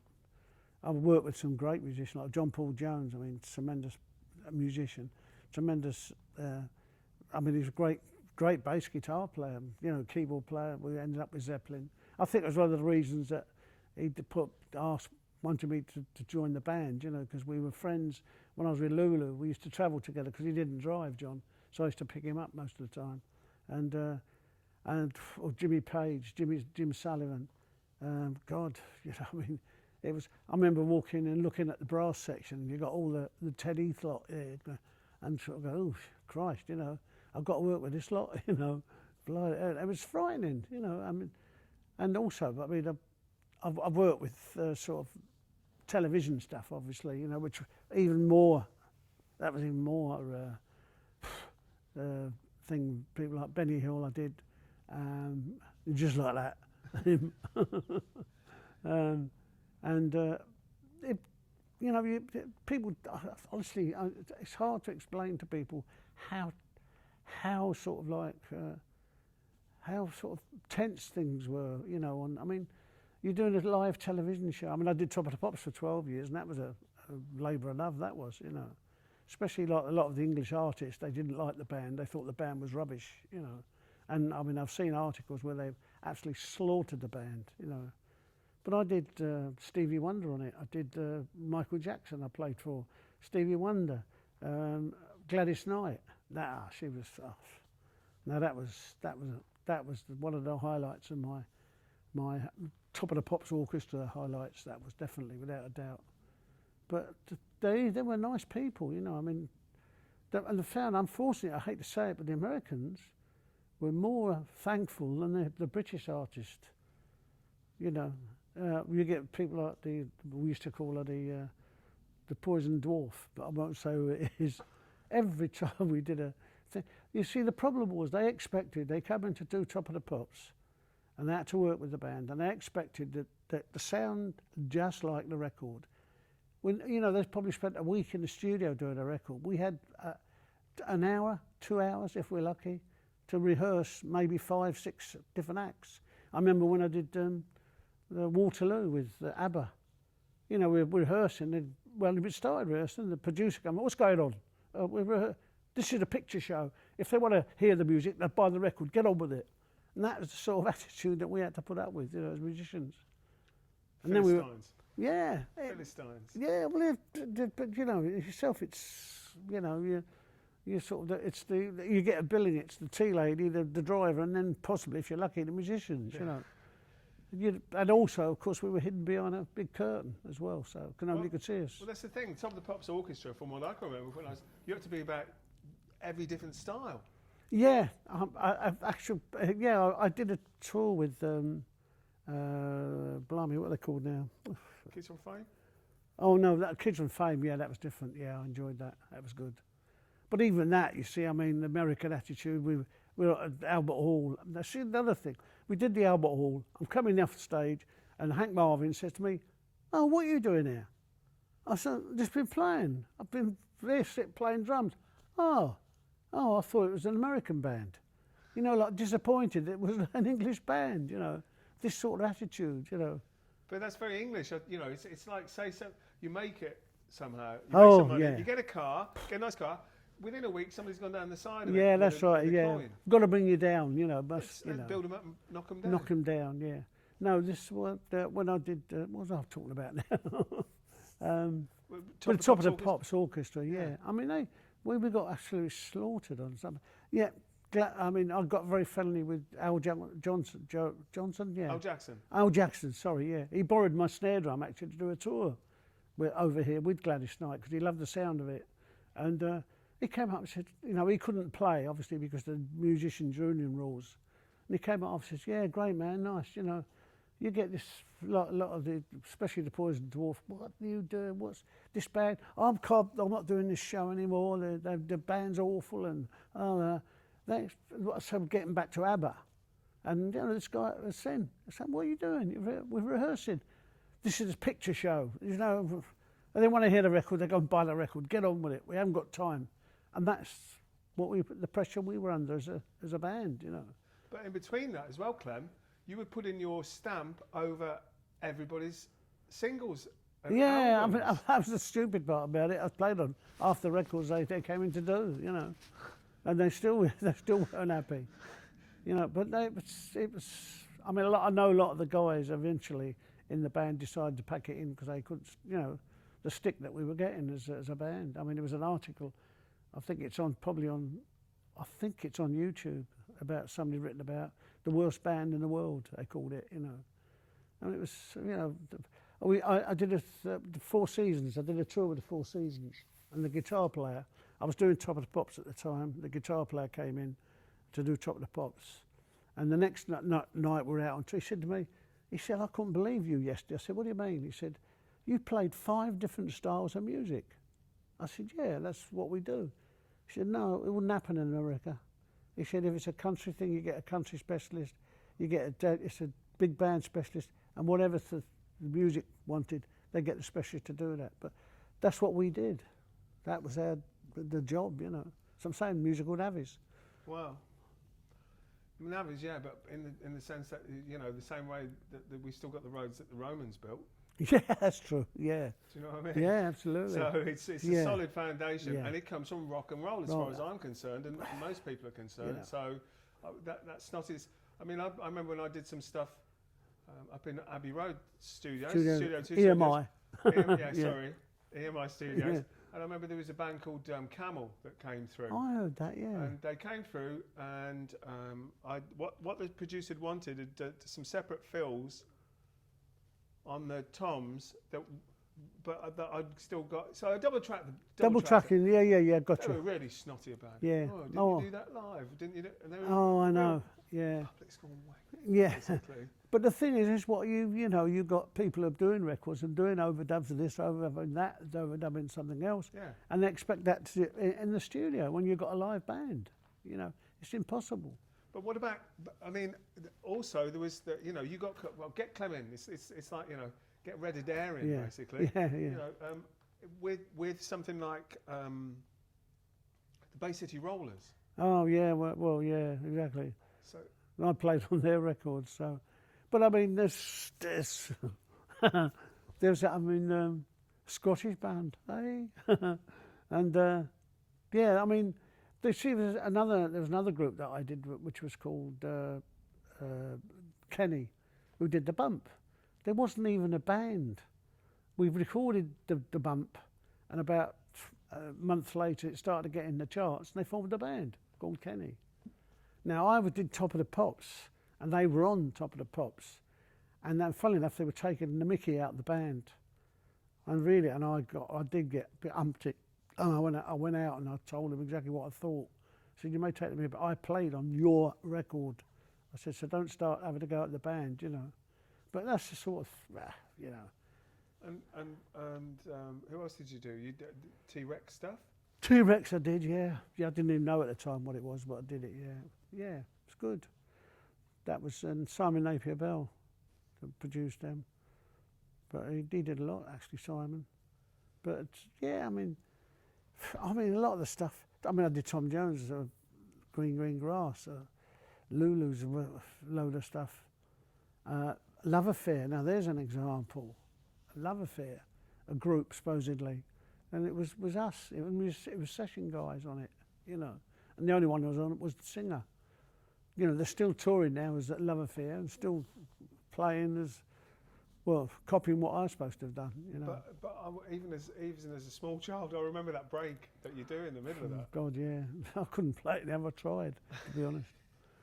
But again, I think it was it was sort of written because the MD Keith Mansfield had written it out, so I managed to play it. Not that it was that wonderful, but I managed to play. Where they got that from, I don't know, or where he got that. But I think it was an American record originally, wasn't it?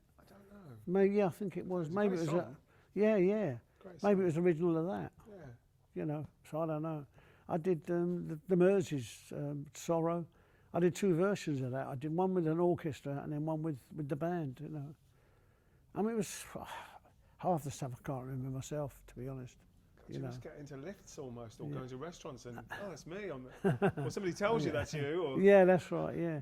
Well, I mean, I walked into a shop in where I live in Enfield, a clothes shop, and I was talking to the guy that owned it, and he said to me, "How's it getting?" We were talking about music, and that. He went, "Excuse me," this guy came. I said, "Are you Clem Gazzini?" I went, "Yeah." He said, "You played on my record, you know." And that.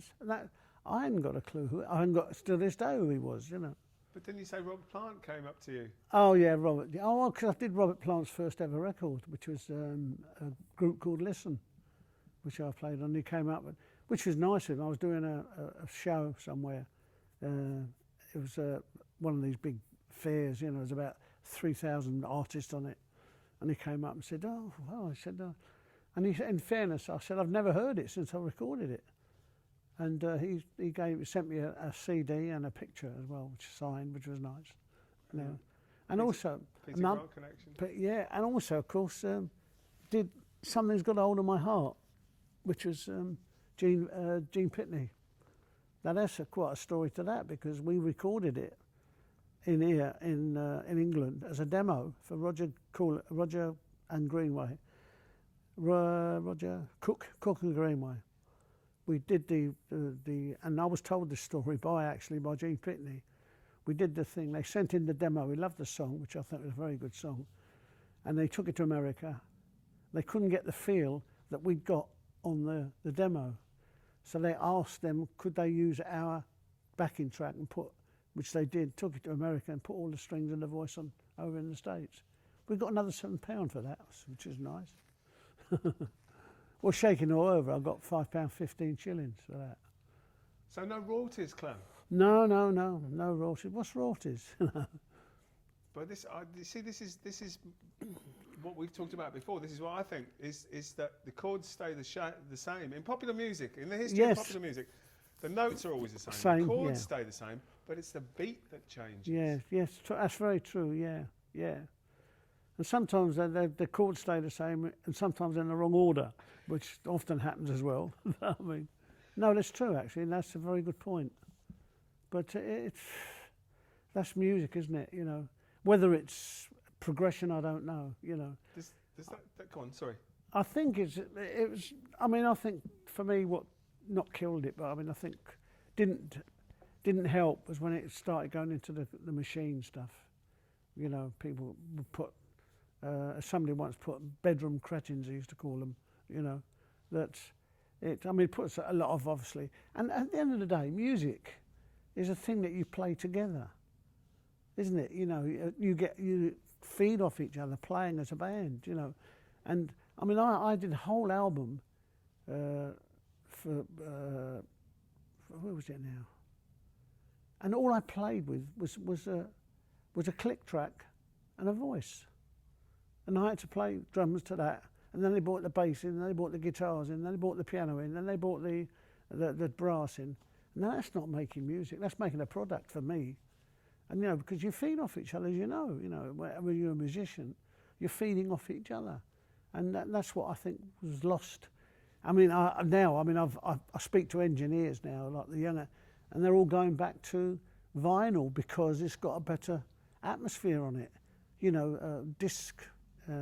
CD is too clean now. You know, there's no sort of roundness to it. It's there and it's not there. But with the disc, I mean, you get all these crackles and bumps. It's what makes half the record, isn't it? You know. Oh yeah, that's what I loved about the 45s, because they were just born to degenerate, basically, weren't they? That's They right, just, exactly. They get scratched and warped and coffee. Yeah. And Yes. whatever. Yeah. But there's just something. It's a tactile product, isn't it? It's Yes. something you can get hold of. Yeah, well, that's, to me, that the difference between making music and making a product, you know. I mean, yeah, you know, and then it got to a stage where sort of engineers, everything had to be completely blanked off. You know, I mean, I heard a track that, talking about Tony Visconti, I was doing a thing with, what's his name, Joe Cocker. And he said, come and listen to this. And he played this track that he'd got from America, recorded in America. He put it on and said, listen to this. And he played the drum track, and everything was ringing. The toms were ringing, the bass drum was ringing, everything was ringing. And then he started bringing the rest of the instruments in. You didn't hear the ringing anymore. All you heard was the drums playing as drums with no ringing. It was all part of the ambience, you know. And that's the suddenly engineers got, this is going to be, we've got to completely stop any studio noise, any ambient noise. You can't have it, you know. But that's I mean, that goes back to the very beginning of rock and roll. That Sam Phillips thing, doesn't it? Yes. Sam Phillips, you know. Yes. Or Town of Motown was recorded in a little room little room with a dirt floor. That's right. Somebody's house. Yes. You know, Sam Phillips' thing was at the back of his shop. That's right. You Yeah. know, and yeah. if you stood in the right places. Yes. And as soon as the Rolling Stones went over to America, they went to the Chess studio. Yes, that's right. Yeah. You know, so there's this sort of ambient, as you say, all those harmonics from the drums that were ringing go back That's into right. the sound, don't they? They make a part of what the sound's about. They make a part of the whole sound of the whole record, of the whole orchestra, whatever you want to do. You know, it's a part of it. And you know, I've done stupid things like they've put a blanket over the whole kit, and I've got to play the kit through a blanket. What's that all about? You know, they're all trying these silly things. This is the bit where, as I said, the producers were making records for other producers rather than making it for the public. You know. I think that's possibly the case now. I mean, the producer is the star nowadays. Oh, isn't absolutely, yeah, very it? much so. Yeah. So it's sort of gone round full circle. Full a bit, cir- hasn't yeah, it? it has. Yeah, They're to do it. they're the ones that are sort of, but you know, you don't, you know, they want to. Why do they want to try and educate the public? You know, on music. People like what they like. I mean, there's lots of stuff I don't like, you know, and other people like, but that's their choice. You know, I wouldn't try and educate people and say, well, you shouldn't listen to that. You should listen to this because this is what it's about. You know. But it's funny you should talk about the producer, because earlier on we were talking about Joe Meek, and we also talked about Phil Spector. Yeah. I mean, Phil Spector used to put like 4 pianos in the same room That's and right. 3 sets of drums. And, Yeah. you know, because that was his solution to getting that sound that he wanted. I mean, I've done stuff where there's been double drum kits, 2 drum kits in the studio recording at the same time. They used to, you know, it was how can we get I suppose they were looking for that different sound, which I don't think they ever achieved, to be honest. I mean, because, you know, if your music is music, you know, it doesn't matter what you do, record it, it's music. I mean, the quality of the music is what counts, isn't it, really? Yeah, totally. You know, and I think they went overboard. But I mean, I've done some silly things on recordings and that. I mean, Joe, when going back to the end of the 50s, 60s, you know, I was dropping marbles into the toilet bowl so he could record the plops as they go in, you know, and then stamping on the floor and in a gravel box so we get the sound of feet and all that, you know. Oh, all this, but that's as far back as 61, Yeah. you know. So and not. I mean, a lot have not changed since then. Now you can do it all, obviously, electronically, but then you have to do everything live. You know? Yeah, well, it's a one-take thing, wasn't it? Yeah, absolutely. I mean, if you got a thing wrong you recorded and you got something wrong, you couldn't drop it in. You had to do the whole song again, and a lot, you know. You get up to about the last coda to finish and somebody makes a mistake. You're, sorry, can we do that again, please? And the biggest thing that always bugged me about producers was, oh, that was great. Can we have another one like that? Why? That's great. Why do you want another one? You know, I mean, I mean, the only good thing about it, I mean, musicians, I mean, I work with are great. They really helped me. A lot of them helped me out because they, you know, they knew what the score was as far as I was concerned. You know, I was a rock and roller, and they, you know, if I was struggling with a bit of reading, they'd come and say, no, it goes like this, you know, and so. But that's why I'm always so glad that I was a musician and not a turn, if you like. I totally agree, because I mean, you know, really, the essence of music is almost like the rock and roll thing, and that's what the, you know, after I think I said last night, while I was going through all these notes, I'd got on concerts. There's a Led Zeppelin one that went on for 3 hours 20 minutes. These guys were on stage for 3 hours 20 minutes. Yeah. And I looked around at one point, John Bonham was doing this drum solo. It was just noodling. Yes. He wasn't really doing anything. Anything, yeah.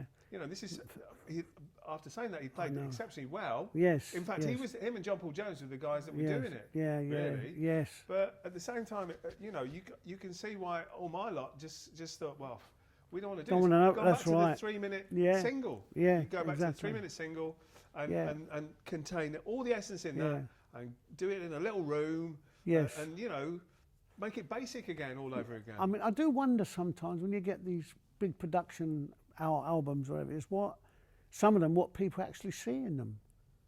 You know, I mean, a lot of it is hype, you know, our business is hype, isn't it, from top to bottom. Yeah. You know, and I wonder, why do you like it? I say to my grandsons, you know, listen to rap. I said, why do you like rap? What is it that entertains you listening to rap? You know, most of it's swearing anyway, but yeah, what is it? So, you know, and also, of course, I say you can't. There's nothing without the backing, which is music again. You know, I mean, what they say is opera singers are people singing when they should be talking, and rap is people talking when they should be singing. You know, so. But I often wonder, why? What's?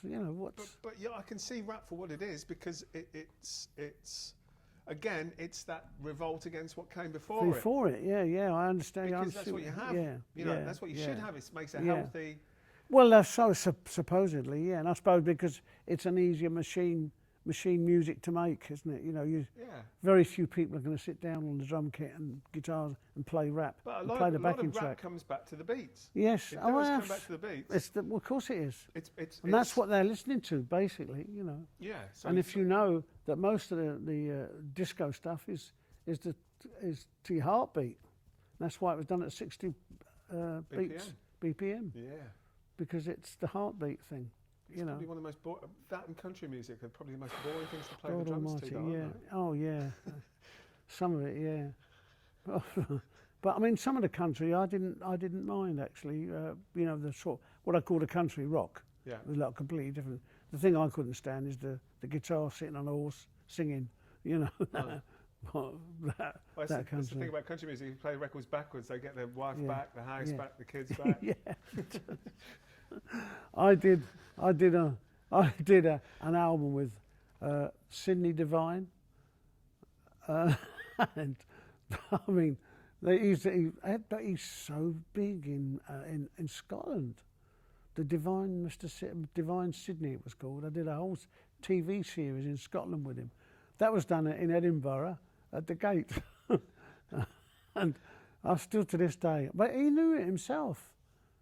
I mean, we used to go. You go like before the show. You go in the toilet, and there'd be guys in there with the Stetson on and the guns and everything, and the chaps and everything, going to listen to a country show. You Yeah. know. Something like Albert Lee or something like Oh that. yeah, Albert. Well, yeah. I mean, but he's an amazing guitar player. Yeah. You know, I worked with Albert quite a bit. And Johnny McLaughlin is another one who's quite. John used to hate it. He used to sit on a session moaning all the way through the session. Why am I doing this rubbish and all this, you know? But in the end, he just in fairness to him, he upped it and went to America, and yeah. He got the call from Miles, didn't he? Yes. I mean, he's a lovely guitar player, you know. But he hated doing sessions, hated rock and roll, you know. Yeah, he wasn't really a rock and roller, was No, not at all. he? Okay, shall we take a break? Yeah, why not? Unless have you two guys got any questions yet? Yes, this young lady's got Right. something she wants to ask. 2 questions. One is, were you part of Jonique and the Blue Men? Would it be the Blue Men? Well, yeah, I was on it. I mean, yes, I was on it. It was, At that one album, isn't it? yes, yeah. It's extraordinary. Yeah, it is a bit way out, isn't it? Well, when you think that Telstar was way out in its own way, this goes. Oh, flipping hell, yeah, it goes on a different tangent. It's on another planet, isn't it? Oh, yeah. I mean, I didn't know what it was. We just recorded loads of stuff with Joe, and he put it out as, you know, all this weird stuff. Oh, yeah, I did, yeah. And there's Johnny Trunk, who sort of tries to re-releases quite a lot of sort of more obscure things. He recently re-released that as Oh, really? it's been remastered and Oh, good. released in a, Oh, not on vinyl, unfortunately. no. I don't think, Maybe I might get some royalties, but you never know. which I doubt. But, you know, that's interesting. My other question was, I'm really struck, and I'm not surprised by the fact that you say, and he was there. Were there any women engineers or any women? Funnily enough, no, not at the beginning. Eventually, yes. I mean, it's like women musicians now. You know, they're getting more and more now. It was just a thing that I think the women weren't into at the time. You know, they weren't interested in the thing. But then they did start coming into studios, yeah, and mainly on television. Now, when I worked at London Weekend Television, there was quite a lot of women, and also the BBC, a lot of women engineers, a lot of women sound people, and that, yeah. But it did take a long time to change. In fairness, you know, it was. I mean, the only thing is where you get a lot of women, funny enough, was on the string sections. You know, most of them was women. You know, but I think it's like everything else. It did take a long time to get round to girls being in studios and in. It's like now. I mean, girl drummers. There's a couple of friends of mine who are fantastic players. You know, but it's like everything else, isn't it? You know, it took time for them to sort of to appreciate their work. But I don't think when I was doing it, I mean, like my daughters really, I've got 3 daughters, they weren't really interested they were interested in music to a point, but they were never interested in saying, oh, do you want to be a sound engineer, things like that, you know, or do you want to go, you know. So I think it was the interest, or maybe they thought because they were women they wouldn't do it, or people wouldn't accept it, you know, which is also wrong, you know, but yeah, they're eventually now that there was a lot. I mean, I was doing a thing not long ago. The girl was a sound girl, which is, you know, was good. I mean, if they're good, they're good. I believe at Mickey Most's at RAC, there's quite a few women who are engineers. That's right. Yeah, it was. Yeah, Mickey. Yeah, but and also say like the television studios, BBC and London Weekend Television, there was quite a few women. Sort of ended up. I mean, it got to the stage there was more women doing it in the studio than there were men. You know, I mean, it was like the sound girl was the sound person was a woman, the camera girl was a woman, the floor manager was a woman. So it got to that stage in the end. Took them time. Could you say when you think that was? What kind of? I would think it was sort of towards the end of the 70s. It started to change, yeah, without a doubt, yeah. I mean, well, it's one thing you never think about, you know. I mean, I've been at the BBC when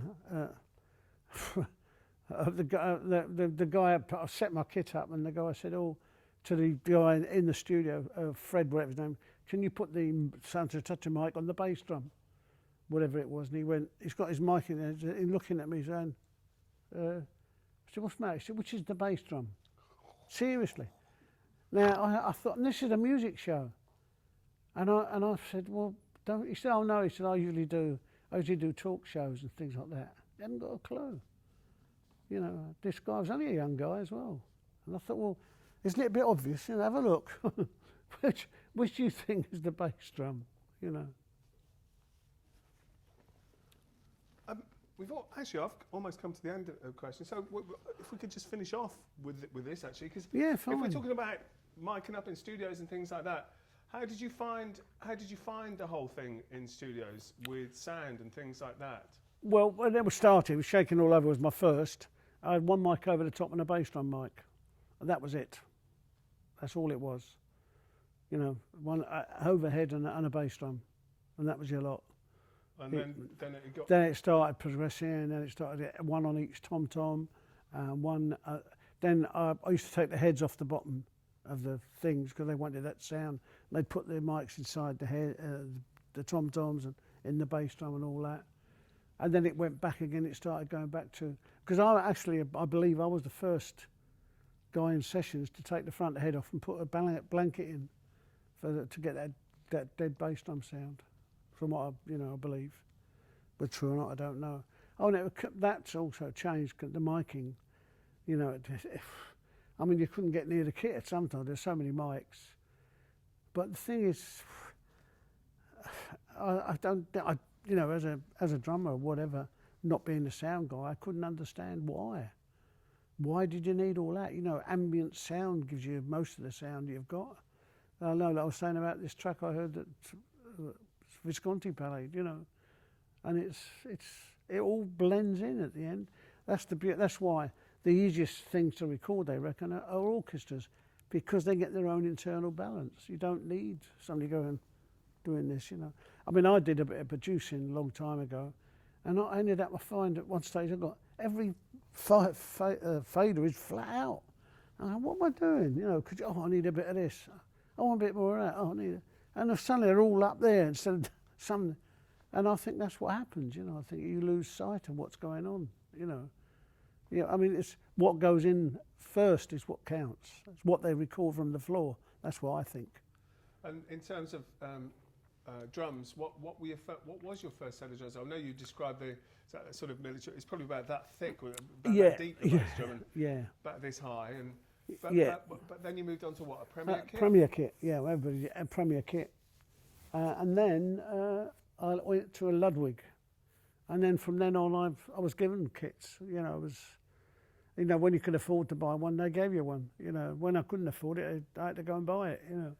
So didn't you have a Trixon kit? I had a Trixon kit, yeah, that was and I got that for nothing because I was one of the first guys to use Trixon in England. And that was when I was with the Tornadoes. I think all the Tornadoes pictures, if you look, has got Trixon across the front. And then from Trixon to... I didn't use that one. It's called the Telstar kit. It had the sort of oval bass on, and it was awful. It was awful. And I progressed to all different ones. After Trixon was Ludwig, and I still got two Ludwigs. And then from there it went to sort of Ajax. I went on to Ajax, and then to, blimey, what else did I do? I did a tour of Spain, and the guy Broadway decided to give me a kit to go with the tour with, which used to fall apart as soon as you hit it. What else? There's loads. Rogers. I went, Rogers. I was on Rogers. Then Pearl, Sonar, and then Yamaha, which I did with the Kids from Fame, because when I did the tour with the Kids from Fame, on the TV show they actually used all Yamaha instruments, and so they said to me, you've got to use Yamaha, which they gave me. And when the tour finished, they said, well, keep it, so I did. And I must admit, it's one of the best kits I've had. It was a very good kit. And then, of course, Mapex decided they thought it was worthwhile giving me one, so a kit, that is, by the way.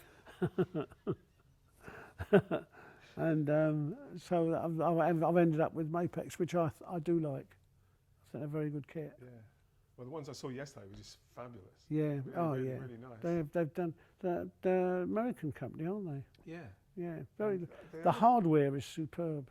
The hardware is superb. But I think, to be honest, at this day and age, I think what makes the kit, no matter what make you got, is the head. If you've got a dodgy head on it, forget it. You know, if you've got good heads on them, you'll get the sound out of them. You know, and it was they wanted all that doing, doing, doing sound, didn't they? You know, I mean, I've even got a set of them as well. Oh, the Syndrums. Syndromes, yeah, I've got a set of them at home. God, disco Yeah. drums, aren't they? Yeah. Oh. Let's I mean, not go there, Clem. No. Let's not go there. That's a one-way you know. street. No, and also, of course, the electronic ones, what they call them, Simmons. I've got two of them, a 5 and a 9. They're at home as well, somewhere. You got them in the garage. Yeah. I know. Oh, could be. I Trudy thinks I've only got 2 kits at the moment. Yeah. She hasn't looked around the garage properly. Well, I mean, most of the kits I've got there. Although my grandsons have got my Yamaha. Jimmy Tarbuck's son took one of my things, which I never got back. My Super Classics? No. yes, Really? yes, yeah. He borrowed it, which I've never seen again. I had also a friend of mine's son has got another is it the Pearl or is it? I think I can't remember if it's the Pearl or the other one. No, it's a Premier he's got. He's got my Premier, which I had. And I've got the Pearl at home and I've got the, I don't know. I've got But you still got the Super Classic you did all the hits on? yes, yeah, I've still got the old Super Classic, yeah. Grey Pearl. Yeah. Cost me, when I bought it cost me £50 when I bought it. You know. And that was before Ringo, I might add. So Was I it? had my, this was in the early 60s. And the reason I got it, because I was working with Lulu at the Talk of the Town, and so I could leave a kit there, and while I was doing other stuff, it must have been 60, yeah, it must have been, was it 60, something, 65, something like that? Yeah. Before the Beatles anyway, because Yeah. I had that kit in this permanently in the Talk of the Town while I was doing Right. sessions. So you could use that fun to... So well, why Travel not I around just go straight there and the kit was Yeah. there, you know. Yeah. I must have been mad. That's what we do. I Yeah. mean, we must be mad to be drummers because look at all that Oh. stuff you've got to cart around. But nobody ever told me about that when I started. Nobody said you've got to cart it all about and this and that and the, you know, never ever said that to me. You know, no, I think at the time, I thought the drums were the easiest to play, you know, of musical instruments. Wrong. No. I think I chose them because anything with a lead, I always trip over. Yeah. Definitely. Well, anything with me that made a musical note I didn't know anything about. So I thought, I spend my life hitting things, it'd be better off. I think when I set those drums up over there, Gabe was really impressed with how quickly I did it. And I said, well, that's what happens. Oh, absolutely, yeah. I mean, the thing about you've got memory locks on them as well, which Yeah. once you set them up, you're happy with it, you put it together Yeah. again. Well, and it somebody all else was fits. obviously very happy with the set, Yeah. the memory locks, but I had to sort of... Yeah, well, yes, it's. But I mean, when I was doing sessions, I had 2 kits on the go, because the guy would do. So I was at EMI in the morning. I'd do the EMI one, and maybe I was a Decca in the afternoon, and I would do that one. He'd take the stuff to Decca. I'd go to Decca. He'd pick this one up and take it somewhere else in the evening. So I had 2 kits on the go. It was my Rogers and my, but the bass drum, the thing we brought was the best one of the lot. Super classic. Yeah, Yeah. without a doubt. Oh, Super. Yeah. yeah, I have to start saving my pennies up now. yeah. Oh, still when I hit it, still sounds like an explosion, the bass drum. But unfortunately, it's I took all the heads off, and I've lost all the rims, Well, that's what Yeah. happens. which is it's a shame really, because it'd be probably worth money now. It's not the sort of thing you want to sell, though, is it? No, I wouldn't tell my wife that, because that's, Well, I could see you my- looking over there. yeah, so, well, no, because she doesn't understand it. Part of my life, Yeah. my life's in there. You know, that's You don't have to explain this to me. yeah. There are. Why do you need all those kits? Yeah, Yeah, The well, trouble is, I went in that shop yesterday and saw all those kits, and I thought, oh my God, I've got- part exchange that and that. yeah, and yeah. I want to buy another one. starts all over again, you know. I mean, I suppose if I was still playing, probably I'll try and get a deal with. Well, I'm quite happy with a deal with Mapex. They're good kit, Yeah. and they really look after you as well, which helps. Well, looking at those kits yesterday, I was so impressed. Yeah, they're good kits, Gorgeous. and they're very good, and they're very helpful people. You know, when I did the 100 Club one night, and I didn't want to drag my kit down to the 100 Club, as you can imagine, Oh, in God, Oxford yeah. Street. Those stupid stairs. Yeah, and I phoned them up, and they put a kit down there for me. You know, which is great.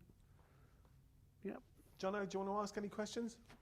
I've got one question, and I apologise in advance if it's a personal one. How's your hearing? Pardon? It's fine. And no, I've been asked this question. No, I mean, it's fine. Actually, I had a hearing test a couple of years ago when I went to have glasses done. They give you a free hearing test. Yeah. They couldn't believe that I actually played drums. Now, I think when I've worked with a band, one thing I never had in the foldback was the guitar. I always made sure the guitar wasn't in the foldback because I think it's the screaming notes of the guitar is the one that makes people deaf, you know. And I always used to keep it out. And of course, when I was doing sessions, most of the time I had earphones, and so I made sure they weren't too high, you know. Except sometimes the engineer decided to put a screech in it, but apart from that, that's So touch wood, or as any wood about. Yes, touch wood.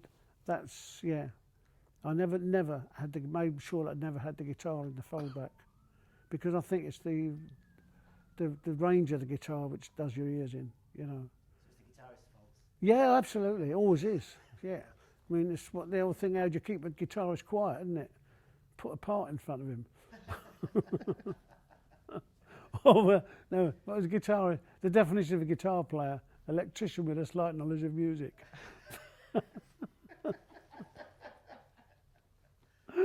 Oh And dear. what was the one about? Did you used to play with the headphones one on, one off? Not really, no, because I used to say, I used to have my drums in the headphones, you know, mate, so I could hear. Because well, you know yourself that with drums, that when you're doing a live gig and you can't really hear yourself, it's really awful, isn't it?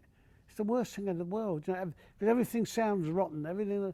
So what I've made sure that I've had the snare drum and the bass drum, and that mainly in my headphones, so I could hear, you know. That's what I didn't like about using electronic kits on live gigs, because it was coming from there. You know, you hit a drum kit, it's coming from there. And it was weird, you know, to get the sound coming from behind you, hit the snare drum, it's coming from there, you know. And I couldn't get on with that at all, you know. We've got to get this on tape because it's a classic, I think, Clem. But what was the comment you made about string players and headphones? Oh, yeah, well, yeah, I mean, there's quite a few. Well, I mean, for start off, the engineer said, "Well, what would you like in your headphones?" You know, I said, "Could I have the strings a bit quicker, please? Because they're always behind." And the other one was, of course, "What do you want in your headphones? What do you want in your cans? A bit more beer, if possible." But no, that was the one. Yeah, could have them a bit quicker in the cans. Because they're always behind the beat. We were talking about this earlier, weren't we? You know. There was a great one in the Mo Foster book, and I can't remember. Somebody offers, talking of beer, somebody offers. I can't remember. It might have been Danny Thompson, the bass player, or somebody. Offer him he said, "Do you want an elephant beer?" And he goes, "No, thanks, mate. I'll drink to forget." Yeah, that's right. I mean, there's some great. There was a great one when I was doing a film session for. American guy, he did the Sting. What's his name? Not Scott Joplin. The MD on it of American. I can't remember. I'll think of it in a minute. And he was a really bolshy American MD. You know, a lot. He's come over here with us inferior British musicians. You know, and he said to the guitar player sitting there playing, he says, "Hey, guitar player, what's that crap you're playing?" And he went, "Yours," and carried on. I mean, but that was the humour of the guys. I mean, it was the humour of the musicians, to be honest, that kept things, you know, going. But didn't you make what was a tongue-in-cheek throwaway about. I think it wasn't it your mate's daughter was round there the other day when I came round. Yeah. And what do you and one of the fixers asked you about how good he was. Oh yeah, no, yes, that's right. Yeah, I mean, the bass player, Les Erdl, he did all the disco. He did a lot of the disco stuff with a lot of oh God, Donna Summer or something. Yeah, Donna Summer, and all those. He did loads. He started. He started all that disco bass thing, and it was the first session he'd done for the same guy about the thing musicians, you know, Oriental musicians. And he said to me, I was setting my get up, and he went to me, Clem, is he any good? And I just said for a laugh, I said, no, he's terrible, and carried on setting up. And he never used him for a year. He does remind me of it, but no, Les did all right. He did very good. He was a good player, very good player. Yeah, he was the octave man, wasn't he? Yeah, that's it. Yeah, he started all that disco stuff. Yeah, with all the Donna Summer and all that lot. And who else was it? Oh, he did, because he used to do it. It was all done in Munich. Most of that stuff. I did quite a lot of stuff in. Plank. Yeah. Was it Connie Plank who used to do all that? Yeah, probably. Yeah. I used to do a lot of stuff in Munich actually, and Hamburg. Remember, I did the Style Club, believe it or not, in Hamburg. Yeah, where the Tornadoes. And our introduction to the Style Club in Hamburg was we pulled up in the car. They picked us up from the airport outside the club. This guy come running out, a guy come following, and bang, shot him. That was our introduction. Welcome to Hamburg. Welcome to the Reeperbahn. Yeah. Reeperbahn. Oh God. We had to have. They gave us a bag with Style Club on it and said, whatever you do when you go back or come here, you carry that bag with you. So it's got Style Club, and they know you're working at the Style Club. So that was your passport. So that was our passport to safety. Absolutely. You know, what a lovely business, isn't it? Super. And we were over there for a month. Was it a month, 6 weeks?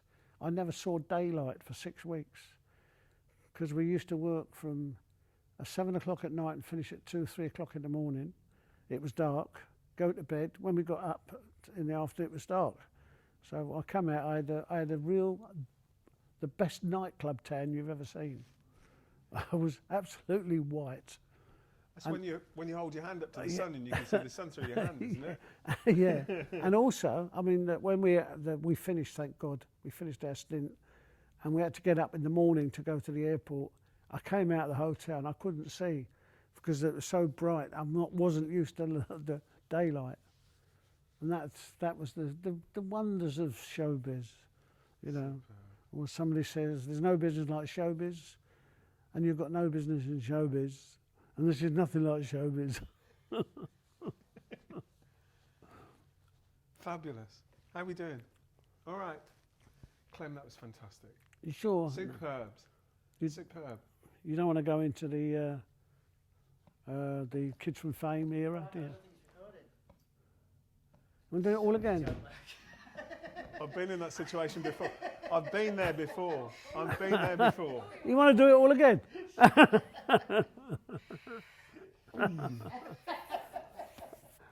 This happened. I was doing a session at, I think it was an American group that we actually played over here with. George Martin was the producer, and we did about 4 tracks in the session.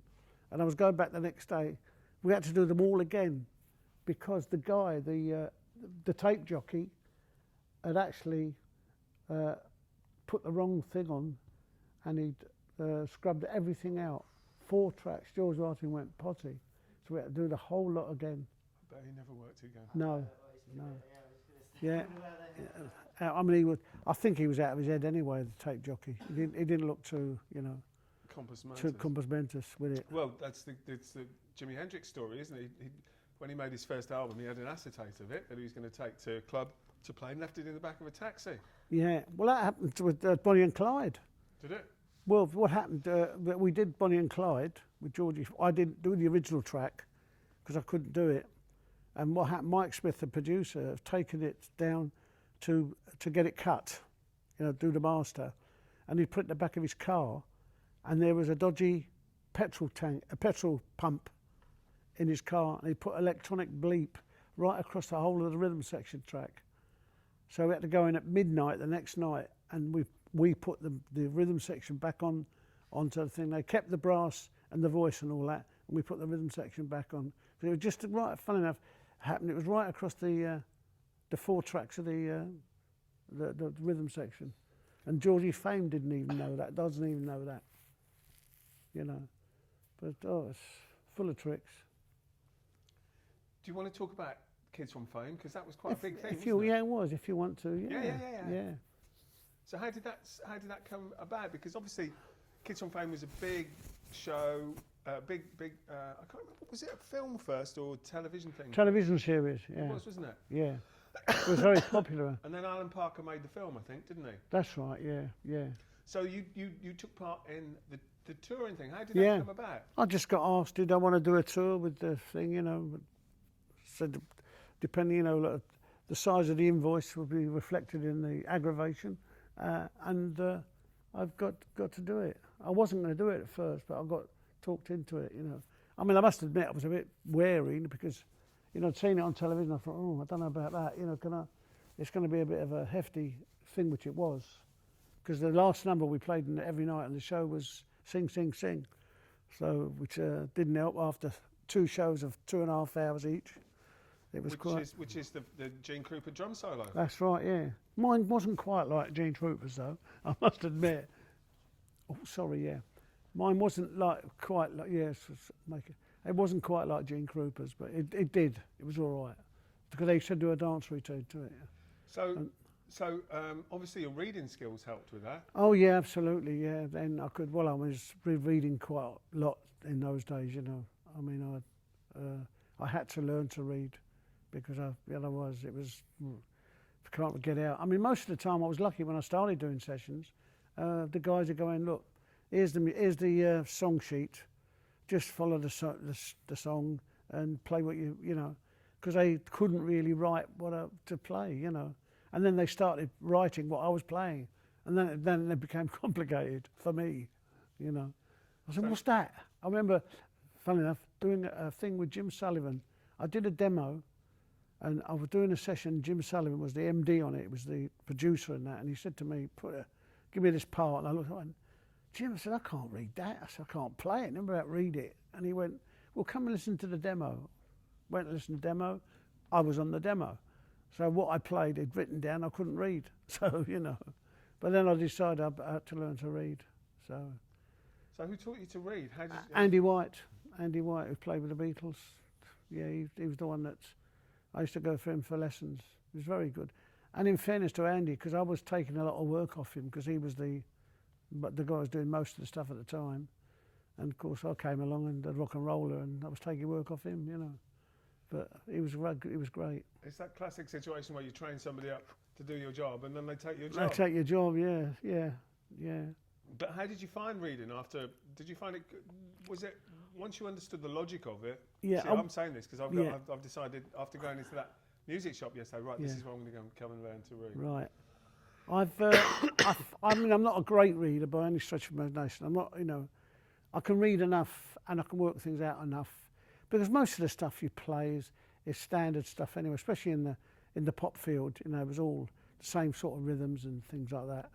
And you know, but then you do get the disco bit got a little bit complicated at times with the, you know, the hi-hats and the bass drum figures. But by that time I could read well enough to get away with it. And then it's these again.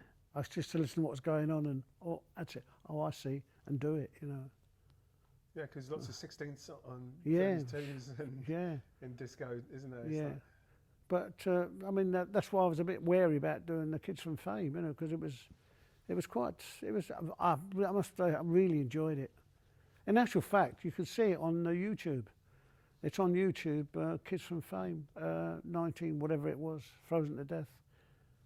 And I'm another sort of a thing that I got. I was working with Dusty, and there was a program called Sunday Night from the Talk of the Town, and she was supposed to do it. And when it came to the day, she'd pulled out of it, and I don't know why. And they got Shirley Bassey in instead, and that was it. That was a frightener. That was, oof. I mean, the parts. I mean, it was a big band thing anyway, which I wasn't really. I wasn't a big band player by any stretch of imagination, and that was a bit of fun. That's on YouTube as well.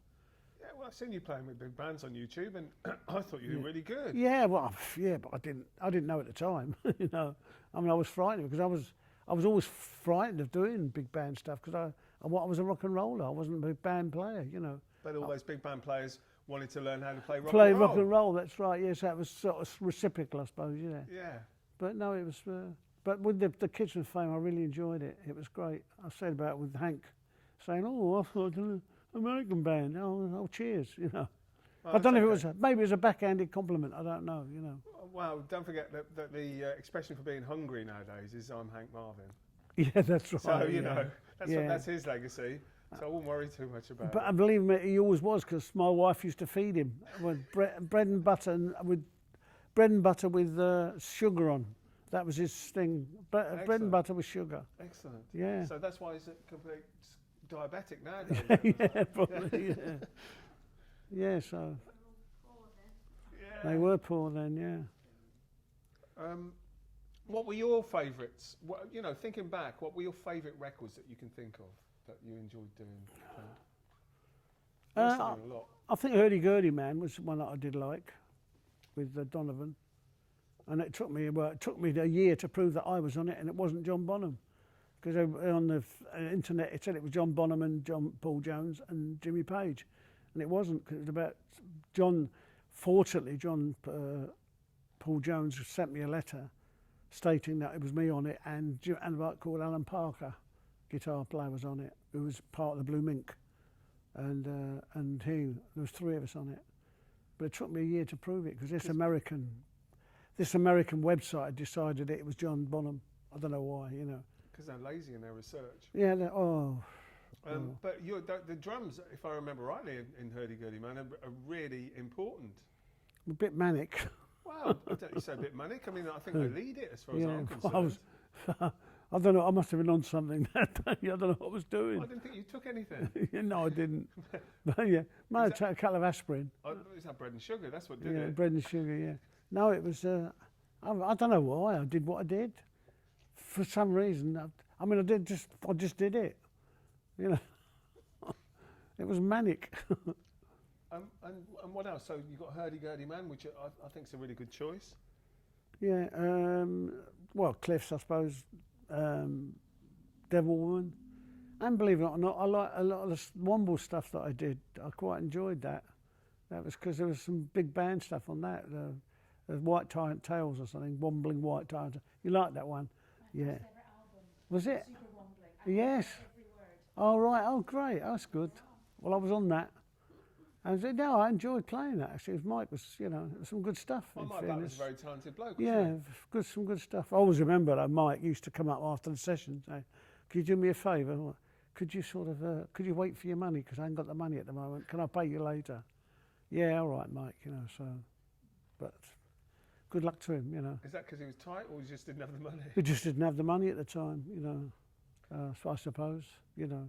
But no, he's quite a talented guy. He's doing another show now, isn't he, or something? I think he Writing is, another yeah. one. I mean, the thing I was thinking about was when I went to see Glenn Matlock's band. He's got your old Wombling guitarist Oh, is he? playing with Oh, him, what's her name? Yeah, Chris Spedding. Chris Spedding. Yeah, of course, Chris Spedding. Yeah, and of course the Dustman on percussion, Ray Cooper. Oh yeah, that was good. I enjoyed it. I enjoyed. That was good stuff to write, to play, I should say. He wrote some good stuff, Mike. But I like some of the big band stuff on it. You know, the White Tyrant Tales and Wombling. And I did about. There you are. So I'm glad somebody likes it. Yeah, you go. No, of course, it's part of people's childhoods, and Yeah, you know, yeah. I mean, it's a great thing. I thought. Yeah, I mean, it was. Yeah, I did actually do one Top of the Pops in the Womble suit. God, it must have been hot. Oh, it was. It was quite interesting. I've had more cuddles from girls from one night than for the whole of my life. They all wanted to cuddle a Womble. So you didn't went to Wimbledon or anything? Oh no, it was so hot. It really was. I mean, you know, it was set down to a pair of shorts and a t-shirt. You know. Yeah, I bet. Oh, I bet. but that was quite fun. I've been in the Swedish sauna. Yeah, I did some live stuff with him as well eventually, But I didn't do the live stuff originally. I've just did all the music, which was quite good. I think. Then I had the really nice opportunity to interview Rick Wakeman Oh, Rick, yeah. last year, and he was talking about when he was working with you and things like That's really. Oh, that's nice. Oh, yeah. I'm glad he that. And playing remembers. football as well. Yes, did he mention that? Oh, yeah, He we used to did, play yeah. football every Sunday morning. Yeah. Yeah. I've still got his boots, or I did have, that he left. Yeah, he's all right, Rick. I mean, he was a terrible boozer. But he's suffering for it now. Yeah, he is. Yeah, another heart attack, didn't he, or something? Well, he Had a heart really problem. young, didn't he? Yeah. And he's I mean, I shouldn't really say this, but he took his he looked like he was a tramp basically when he Yes. came in. And had a shave for ages, and he took his coat off, and we thought, oh, put your coat back on, because his stomach's like this. Yeah, oh, I know. Yeah. Because he used to be a skinny, good-looking boy. Yeah, he didn't was. Oh, yeah, absolutely. When he had the sessions with him, yeah. But beautiful. I mean, he's still got it. Oh, He's yeah. still beautiful Player. piano player. Yeah. Oh, yeah. A nice guy, actually, Rick. Yeah. I haven't seen him for a long time. Very funny as well. Yeah, he can. Yeah. Well, again, it's the musician's sense of humour. I think that's what keeps us going. To be honest, Yeah. without sense of humour, we're dead. Yeah. You know, because I mean, some of the people you have to work for. I mean, there's an instance where I was doing some sessions for some French people, and they are the world's worst. So finicky, and they're this and that. And I was sitting in the drum booth, and the producer came down, and all of a sudden I heard "Sacre bleu" from this producer. I looked round the thing, and Joe Moretti, who fun enough played guitar on Shaking All Over, he'd covered his face in Green Shield stamps. So you can imagine, producer coming and looking around, and there's Joe going, with his face plastered with Green Shield stamps. But it was one of those things. I mean, we had to do things to sort of to ward off the Evil spirits. evil spirits. Yeah, most of the time, yeah. But they were a nightmare, the French. Didn't you have problems when you were doing Excerpt from a Teenage Opera as well? Was it Mark? Oh, no, that was another German. Yeah, we were doing that thing, and I forget what we were doing. It was for even, and at the end of the song, Jim Sullivan, he made a mistake, and instead of stopping, he started going, and we all burst out laughing. Suddenly the thing goes up, and his voice says, "If you don't have the same sense of humour." So straight up to the top again. yeah. Oh, and then do it all again. Yeah, that was the thing. Do it all again. What I really enjoyed reading was your mate Mo Foster's Mo book, Foster, yeah. because he collects Anecdotes. he's found some fabulous anecdotes. Yeah, Some really nice. Yeah, I've quoted I think a couple of times in there, haven't I, or something. Loads of times actually. Clem. Yeah. So you obviously, Too many quotes, I think. I think it's good. Oh no. But it's interesting seeing some of those photographs that he's got in there. So you'll have 3 or 4 guitarists. You'll have Jimmy Page, Big Jim Sullivan. Joe Moretti. All, and maybe an acoustic guitarist as well. Vic Flick, what's your name? Eric Ford. Yeah, all those sort of go. Foggy Little. I'm thinking of Russ Stapleton, but he was the bass player on Everlasting Love. You know, that. Yeah. And then Herbie Flowers. Herbie, yeah, John Paul Jones, Les Hurdle. But I love working with John Paul Jones. It's great. We used to get good things going together. Well, he's got such a fabulous feel. Oh yeah, isn't it? Yeah, he's a great musician. You know. You could tell that when Led Zeppelin toured, he would have the hotel room in the East Wing. Yes, he'd make sure he was make sure he was miles away. Yeah, well, I don't blame him. Yeah, no, absolutely. But he's the man. I mean, and then he played some keyboards and his keyboard playing. Yes. But he's born into the family, wasn't he? Yes, he was. Yes. Like yes. Stevie Winwood. Yeah, that's right. Yeah. So he was on stage when he was like 10 or something. Yeah, he was a great player. Yeah. I mean, I've been back to Ginger Baker when the bass player, what's his name, used to be in Cream. Jack Bruce.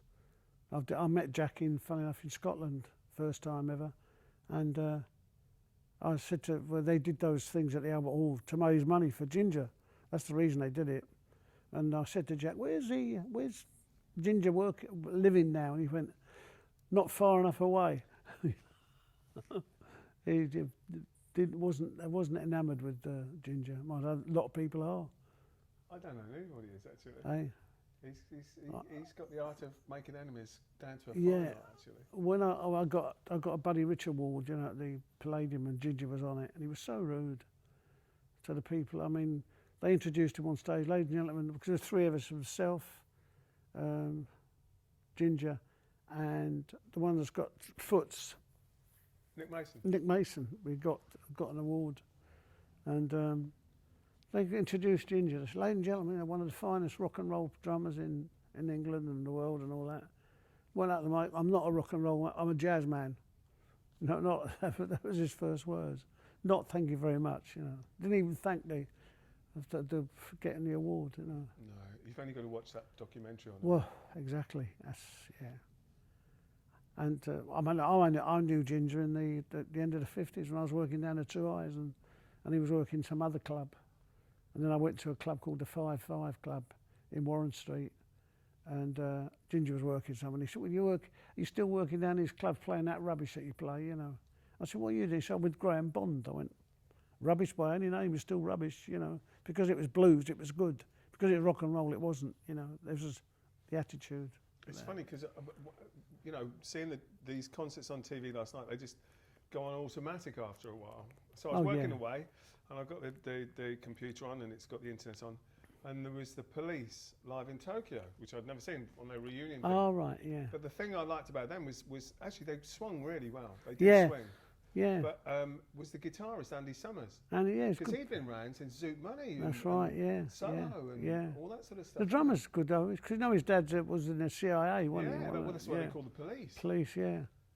Yeah, and it's because his brother used to manage him, didn't he, Miles? That's right, yeah.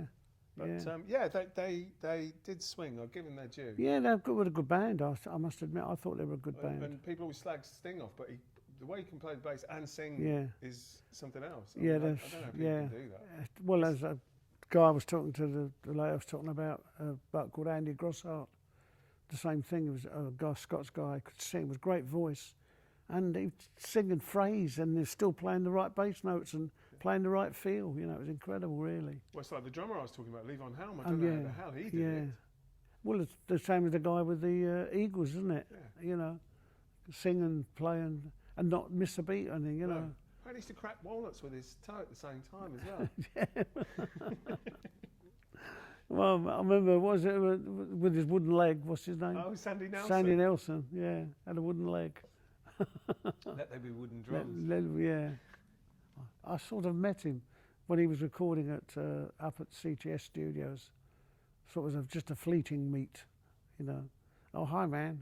Oh, hello. And that was it, you know, as they do. Right, I think we sort of covered most of the ground we need to. We can always pick up stuff at your place. Sure, yeah. Is there anything else you want to say while we're here? Not really, no. So we have a break, and then we can set some drums up and do 15, 20 minutes with that. And if you want to do that, up to you. I'd love to. But you can talk. We can still do more of an interview behind the drums as well if you want to. Okay, up to you. Entirely up to you. What made you want to, you know, the whole pulse and the rhythm. Yeah. But if you, do you want to take a break for 10 minutes? Yeah, we can do. Yeah, it'd be nice. Yeah, why not? Am I all right? Oh, I don't. Do I need to take this off? Yes, I do. Yeah, you can now.